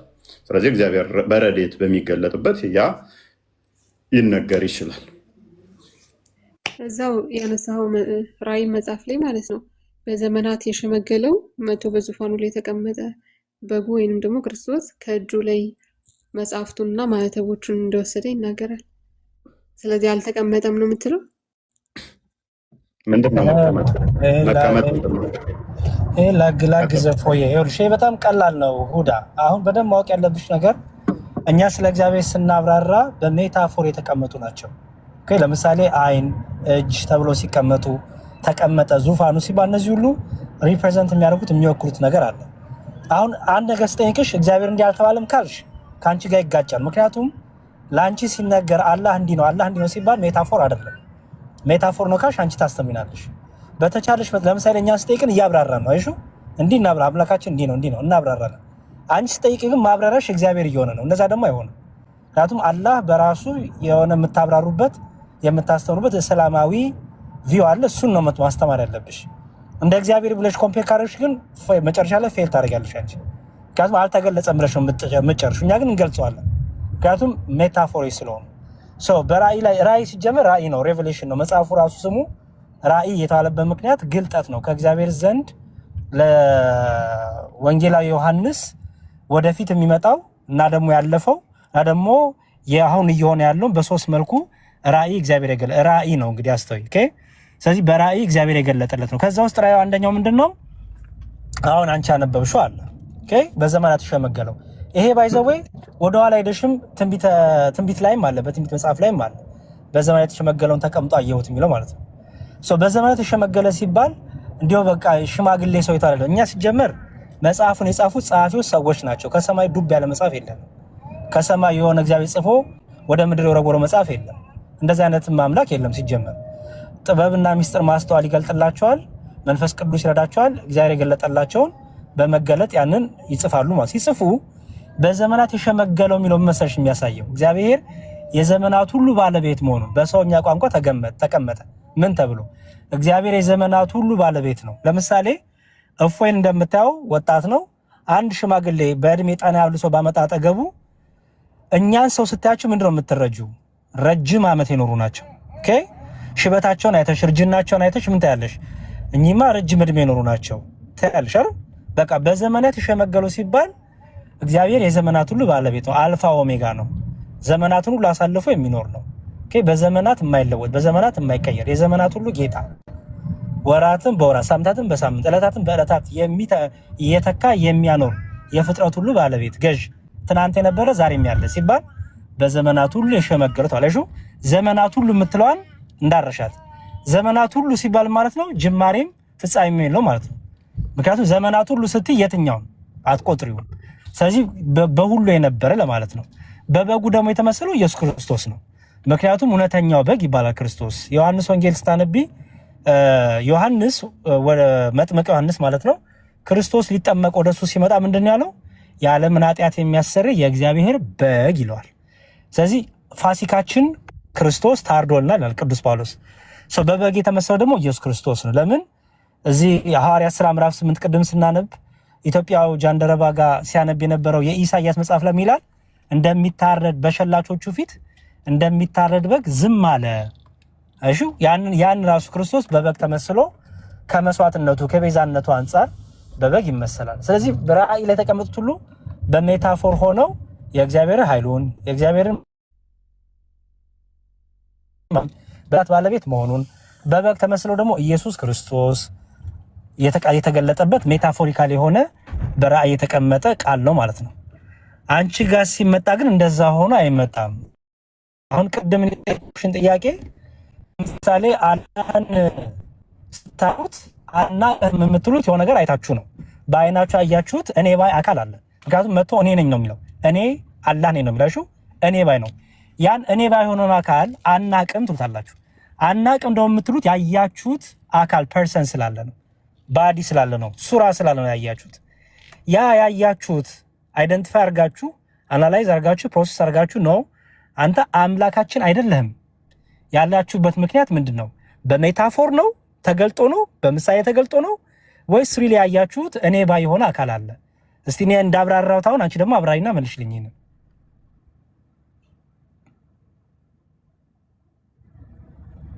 ሁዳ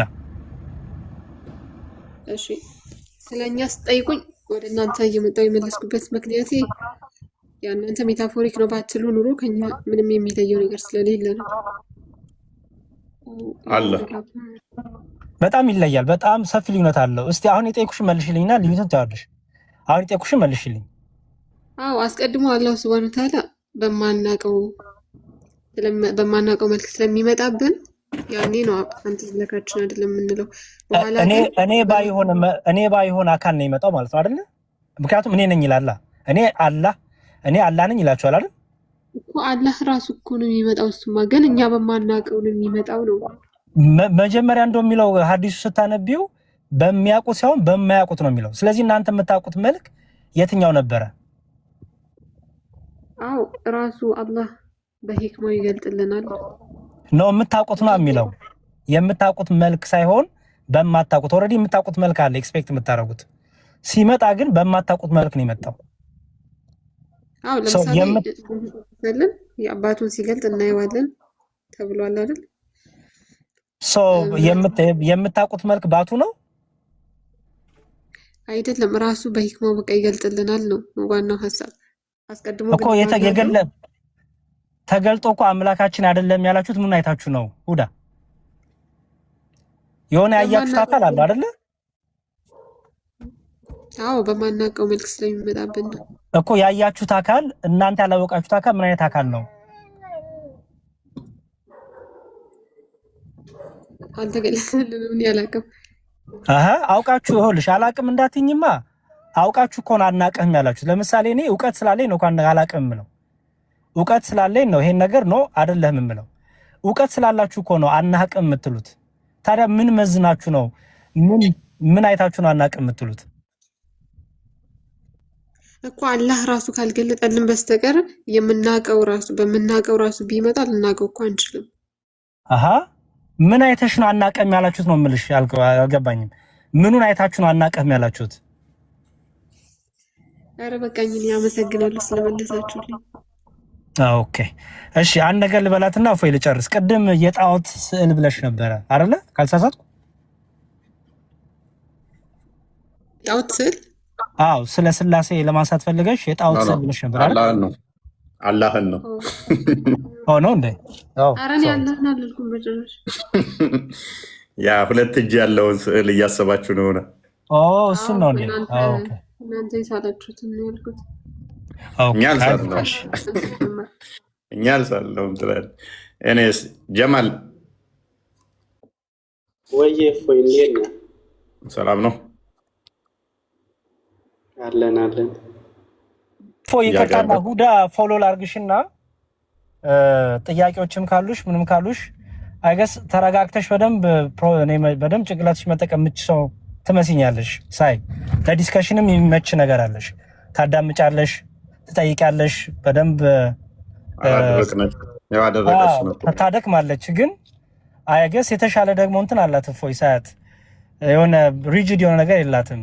ብዙ ክርስቲያኖች ቤትም አያታለሁ፣ ጠይቃለች፣ እሷም ትጠየቃለች። እና ፎሎ ላርግሽ እና እስቲ ደግሞ ጥያቄዎች ካሉሽ አስቀምጪልኝ፣ በደንብ እናወራለን። እሺ እግዚአብሔር ይስጥልኝ፣ ጨረስኩ። ጀማል ወዬ እፎይ እንዴት ነህ? ይመስገነው። እንዴት ነህ? አፍጥን፣ ትንሽ አይኔንም አሞኛል። እኔ አንድ ጥያቄ ለመጠየቅ ነበር። ቀጥል። ባለፈ ስጋ የሰው ስጋ ምናምን ማለቴ ፋዘርንም ስጠይቅ ምናምን አላብራራልኝ አለኝ። እስኪ አንተው በስርዓቱ አብራራልኝ ከቁርአን እየጠቀስክ። ማለት የሰው ስጋ በሙስሊሞች ይበላል? ኦኬ፣ እሱ ምንድነው? እሱ የሻፊ መዛብ ተከታይ ለሆኑ ጆርጅ ስፒዳንሲውም ያስቀምጠዋል። ሻፊ እና ሀንበሊ አይ ቲንክ ሀንበሊ ይፈቅደዋል ይመስለኛል። አምነሹር ሀንበሊ ላይ ሻፊ ይፈቅዳል። እነ ኢማማ ነዋዊም ይፈቅዳል። ብሩክ አዘጋጅልኝ ወይም ሊንክ ልላክልህ ካለ አዘጋጅልኝ። እና ቁርጡቤም ደግሞ ቮሊዩም 2 85ኛው ፔጅ ላይ ይፈቅደዋል። የተራበ ሙስሊም ካፊር የሆነን ወይንም ከእስልምና የወጣን ዘራፊን ዘማዊን ገሎ አርዶ መብላት ይችላል። ሜቢ እንትናም አለ። ለዚህ ምሳሌ ደግሞ እንትና ማን ነበረ? ካሊድ ብን ዋሊድ አለ የሚባለው። እሱ ለማስፈራራትም ነው ይሉታል። አክቹዋሊ የእሱን ዳይፍ ሚሉም አሉ። ፍራንክሊ ስፒኪንግ እንትና ዳይፍ ነው ብቻ የሆነ እንትና አለ፣ ሙግት አለው። የእሱ ግን ጭንቅላ ቀቅሎ እንደበላ አለ። የእሱ ካሊድ ብን ዋሊድ መጨረሻ ላይ በራብ ነው የገደሉት። እሱን አለ የሚባል ተዋጊ ነው፣ በጣም ዝና ያለው ነው። ጭንቅላ ቀቅሎ እንደበላለ ሽኩቻ አለበት እሱ ላይ። እሱን እንተውና ግን በሻፊ እና ጆርጅ ስፒዳንሲው ላይ ደግሞ እስላሚክ ጆርጅ ስፒዳንሲው ላይ አረብኛውም ላይ ፔጅ 199 እና ፔጅ 102 ላይ አለ። ቁርጡቤ የምፈልጉ ደግሞ ቮሊዩም 2 ፔጅ 85 ላይ አለ። አንደኛውን ክፈትልን ከቻልክ እንትና። ይሄ ምንድን ነው የሚያሳየው? በብሉይ ኪዳን በኃጢአታቸው ምክንያት እግዚአብሔር በረዴት ሲለያቸው ኢቨን የገዛ ልጆቻቸው ላይ እንደዚህ አይነት በንግስት ላይ ያለ ከእንትናቸው የተነሳ ልጆቻቸውን አርደው ይበሉ። ወይንም ደግሞ ዘዳግም ላይ ያስጠነቀቀዋለ። ዘዳግም ምዕራፍ 12 ላይ እንዳታደርጉ ተጠንቀቁ ብሎ እግዚአብሔር ያስጠነቀቃቸዋል። ምን እነሱ ልጆቻቸውን ለበዓል ይሰዋሉና እናንተ ግን ተጠንቀቁ እንዳታደርጉት ብሏቸው ነበረ። ልጆቻቸውን ይሰዋሉ። ለምን? ለጣዖት ሰውተው እንትን ይላሉ። ወይንም ደግሞ ኤርሚያስ ላይም ትንቢተ ኤርሚያስ ምዕራፍ 19 ላይ ይመስለኛል ቁጥር 4 ጀምሮ እግዚአብሔር ምን ይላል? አንዴ ክፈተው እስኪ መጽሐፍ ቅዱሱን፣ ከዛ ወደዚህኛው እንመጣለን። እግዚአብሔር ረድኤት ሲርቃቸው ሰዎች አይደለም እንስሳ የራሳቸውን ልጅ ሊበሉ ይችላሉ። በብሉይ ኪዳን እነኚህ ታሪኮች አሉ። የእግዚአብሔር ረድኤትን ሲለያቸው በኃጢአታቸው ምክንያት በጣም እየከፉ ሲሄዱ እግዚአብሔር የመጀመሪያ ወደ ተቀደሰች ወደ ከነዓን ሲያስገባቸው ምንድን ያስጠነቀቃቸው? ፈጽሞ እንዲህ እንዳታደርጉ። ዘዳግም ምዕራፍ 12 ክፈተው። ሶሪ ይህንን ነበር ያስጠነቀቃቸው። ምክንያቱም በዛ ያሉት ምን ያደርጉ ነበር? ልጆቻቸውን ይሰዉ ነበር፣ ያርዱ ነበረ። ሙሉን ታሪኩን አንብቡት። ወደ መጨረሻ ቁጥር 30 አካባቢ ያርግልኝ አንተ። ኦኬ አንብብልኝ እስኪ። አይኔ ትንሽ እንትን ብሎኛል፣ ሶሪ። እሺ ቁጥር 29 ጀምሮ አነባዋለሁ። አምላክ እግዚአብሔር ተወርሳቸው ዘንድ የምትሄድባቸውን አሕዛብ በፊትህ ባጠፋ ጊዜ አንተም በወረስካቸው ጊዜ በምድራቸውን በተቀመጥክ ጊዜ ከፊትህ ከጠፉ በኋላ እነርሱን ለመከተል እንዳትጠመድ። እነዚህ አሕዛብ አማልክቶቻቸውን ያመለኩት እንዴት ነው? እንዲሁም ደግሞ እኔ አደርጋለሁ ብለህ ስለ አማልክቶቻቸው እንዳትጠይቅ ተጠንቀቅ። እግዚአብሔር የሚጠላውን ርኩሰት ሁሉ እነርሱ ለአማልክቶቻቸው አድርገዋልና ወንዶችና ሴቶች ልጆቻቸውን ደግሞ አማልክቶቻቸው በእሳት ያቃጥሏቸዋልና አንተም ለአምላክ ለእግዚአብሔር እንዲሁ አታደርግ። ኦኬ። ስለዚህ ልክ ወደ ከነዓን ከእስራኤል ሲወጡ በዚህ የጠበቋቸው ወንድና ሴቶች ልጆቻቸውን እያረዱ መስዋዕት የሚያቀርቡ ናቸው። ልጆቻቸው ወንዶችንም ሴቶች በግብፅ በነበሩ ሰዓት እስራኤላውያን ወንድ ልጆቻቸው ታደጉ ከበዙ ነፃ ያወጣሉ ብለው ስለሚያስቡ ፈርዖናውያን ይገሏቸው ነበር ወንዶቹን።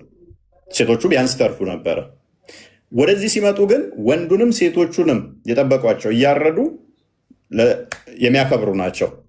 ኤርሚያስ ምዕራፍ 19 ቁጥር 4 ክፈተው።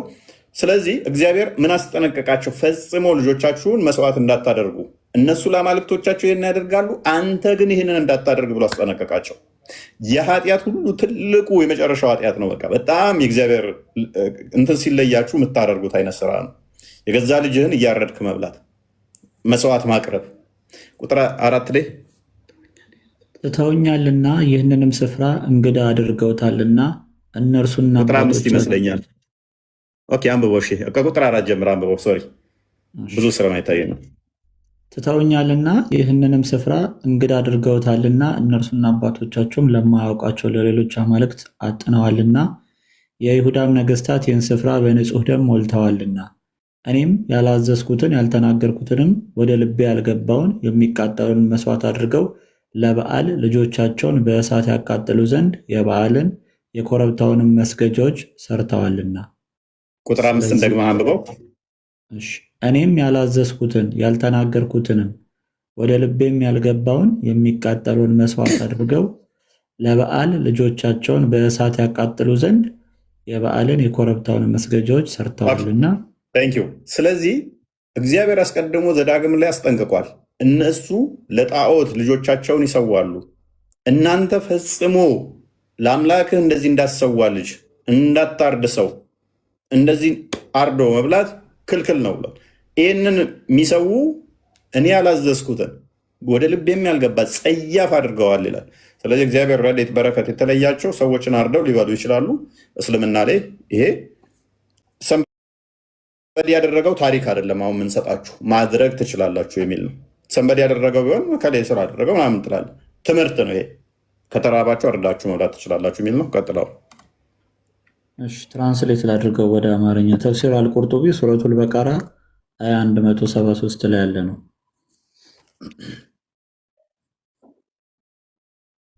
አይ ቲንክ እዚሁ ላይ ልተርጉመው። ምንድን ነው የሚለው? አልሻፊ እንዲህ ብለዋል አለ። እንግዲህ ሻፊ ታውቁታላችሁላችሁም።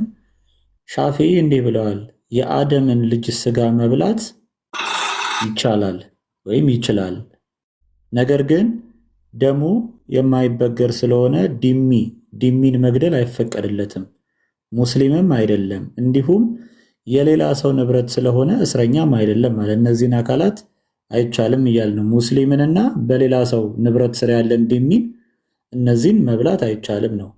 ነገር ግን ጠበኛ ተዋጊ ማለት ነው። ወይንም ደግሞ ባለትዳር ሆኖ ዝሙት የሰራ ከሆነ እሱን መግደልና ከእሱ መብላት ይፈቀዳል ይላል።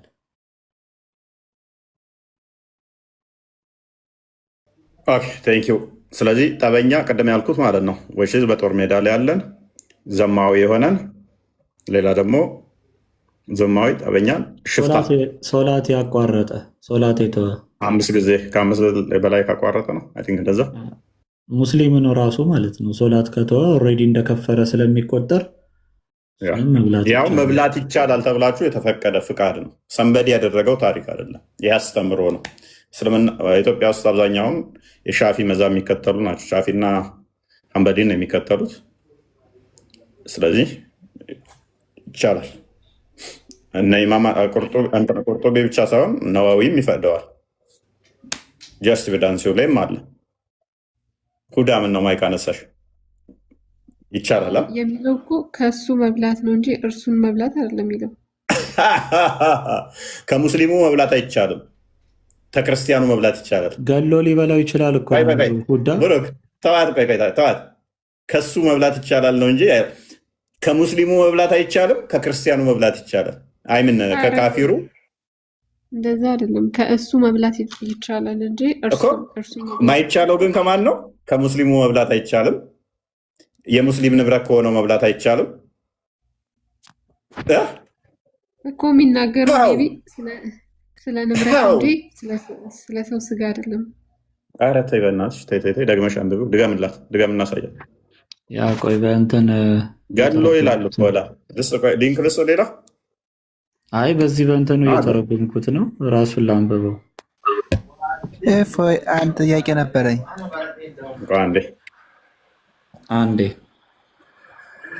መጠቆሜን ስታይ ነው ሁዳ ቀልባ የሚሰበሰበው። እሺ አንዴ ብሩኬ ማለት ነው። ኬት እንዳመጣሁ አሳየኝ። አንቺ ራሱ ከፍተሽ ማየት ትቻለሽ። ተፍሲር አልቁርጡቢ ሱረቱል በቀራ 173 ላይ ያለ ነው። የተገደደ ሰው ምናምን የሚል ክፍል ስላለ ነው። አልሻፊኢ ኢማም አሻፊኢ እንዲህ አለ፣ አንድ ሰው ለህይወቱ ወይም ረሃብ በሚመነጭበት ጊዜ የአደምን ልጅ ወይንም የሰውን ልጅ ስጋ መብላት ይችላል።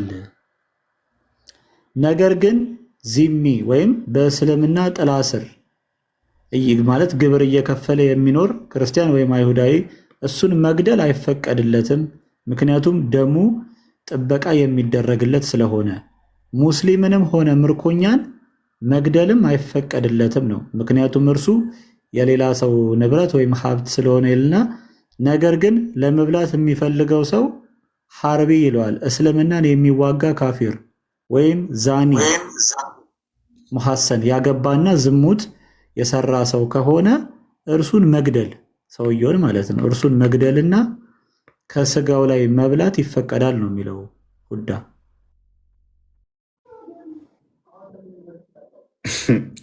እኔ ስጋ የለኝም ሁዳ፣ እኔ ስጋ የለኝም፣ አጥንት ነኝ። አጥንት መብላት ደግሞ በእስልምና ይከለከላል። የወንድሞቻችሁ ያጋንንት ምግብ ነው። ኧረ እኛን በጣም ሲጀመር ይሄ ያለው እኮ ተፍሲር ላይ እንጂ ሐዲስና ቁርአን አይደለም። ይሄ ግን አንቺ ትልቁ ሊቅሽ ነው አይደለ? ቁርጡቢ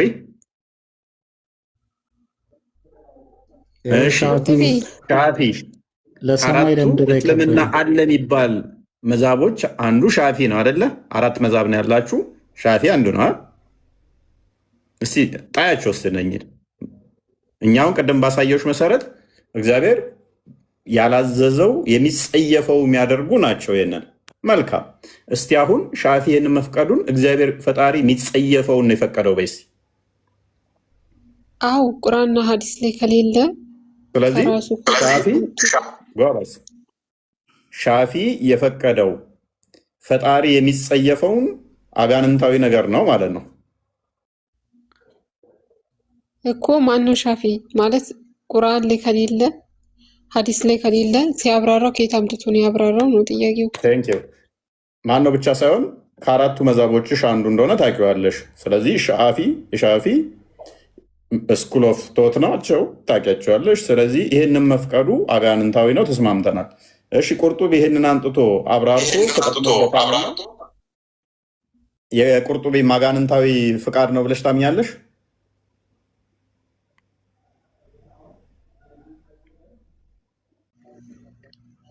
እስቲ ብሩክ የቁርአኑን ክፍል አሳየኝ። አሁን ይከፈትከው ቁርጡቢንም እንደዛ ብለሽ ታምኛለሽ ወይ? የሰው ስጋ ብሉ ብለው ማለቱ ይሄ ፈጣሪ ማዘውን አጋንንታዊ ትእዛዝ ነው ያዘዘው። በይነስ እንደዚህ ማዘዝ አይደለም እኮ አልኩ እኮ ቁርአንና ሐዲስ ላይ ከሌለ እኛ መቀበል እኔን ጠይቂኝ። እንደዚህ የሰውን ስጋ አርዳችሁ ገላችሁ ብሉ የሚል አጋንንታዊ ነው ላለ የፈጣሪ ተከታይ ሊሆን አይችልም። እንደዚህ አይነት ሴጣን ተከታይ ነው ብዬ ላለው እኔ። እንቀጥል። ቁርጡቢን ሻፊን ጣይልን ደግሞ የሐዲስ ሳሂህ ሙስሊም የሳሂህ ሙስሊም ሸርሽን እሱን ደግሞ ኔክስት እንመጣለን። ኢማም አነዋዊን ማለት ነው። እሱም ፈቅዶታል። ባይዘዌ ኢማም አልነዋዊ የሚለው የሻፍዒ መዝሃብ ኦቴንቲክ የሆነ ሸርህ ነው የሚለው። ሸርህ አልመዝሃብ የሚባል መጽሐፍ አለ። የመዝሃቡን ሸርህ የጻፈበትና ይሄ ቶፒክ በሻፊዒ መዝሃቦች በሊቃውንቱ አሁን የኢማም ሻፊዒ ኦፒኒየን ብቻ አይደለም፣ እንደ መዝሃቡ ጠቅላላ በሻፊዒ ውስጥ ያሉ ሊቃውንቶች ጠቅላላው ትክክለኛው የሆነው አመለካከት ገሎ መብላት ይቻላል የሚለው ነው። ሐንበሌዎች የሚከራከሩት መግደል ይቻላል አይቻልም ነው። አይ ሲሞት እንብላው ነው ሐንበሌዎች የሚሉት። መብሰል ይችላል አይችልም? ጥሬውን ነው አብስለህ ነው የሚለው። እዛው ላይ በጥሬው ይብላው ይላል። እንዳያበስለው ወይም ሮስት ወይም ኩክ እንዳያደርገው በጥሬው ይብላው ይላል። ኢቨን ሴትና ህፃናትን ቢሆኑ ይበሉ ይላል። ባል ሚስቱ መብላት ይችላል። ኤኒዌይስ ለዛሬ ይብቃን፣ ሰዓት ሄዷል። ደከመኝ። እኔ ተናደሩ ውጡ ከቤቴ። ሶሪ ለነበረን ጊዜ። ሁሴን ቦስ እንከፍታለን። እኔ ጋ ይምጡ ስዘጋሽ፣ እንደተለመደ ነው። እኔ ጋ ይሄ ትእዛዝ መሆኑ ነው ትንሽ ሾክ እንደሚያደርገው። ትእዛዝ ነው፣ በትእዛዝ ደረጃ የመጣ ነው። ይህንን ትእዛዝ እንግዲህ ተገብራለሁ እንዳትሉ አደራ። ምግብ ተወዷል፣ ኢትዮጵያ ውስጥ ምግብ ተወዷል። ወደ ክርስትና ለመግባት ፈልጌ ነበር። እንዴት ነው የሚገባው? እንደዚህ በበሩ ታደርግና እንደዚህ ብለህ ትመጣና ትገባለህ። ተማር ከስር ወይንም መምህር ፈልግና ትምህርት ጠይቅ።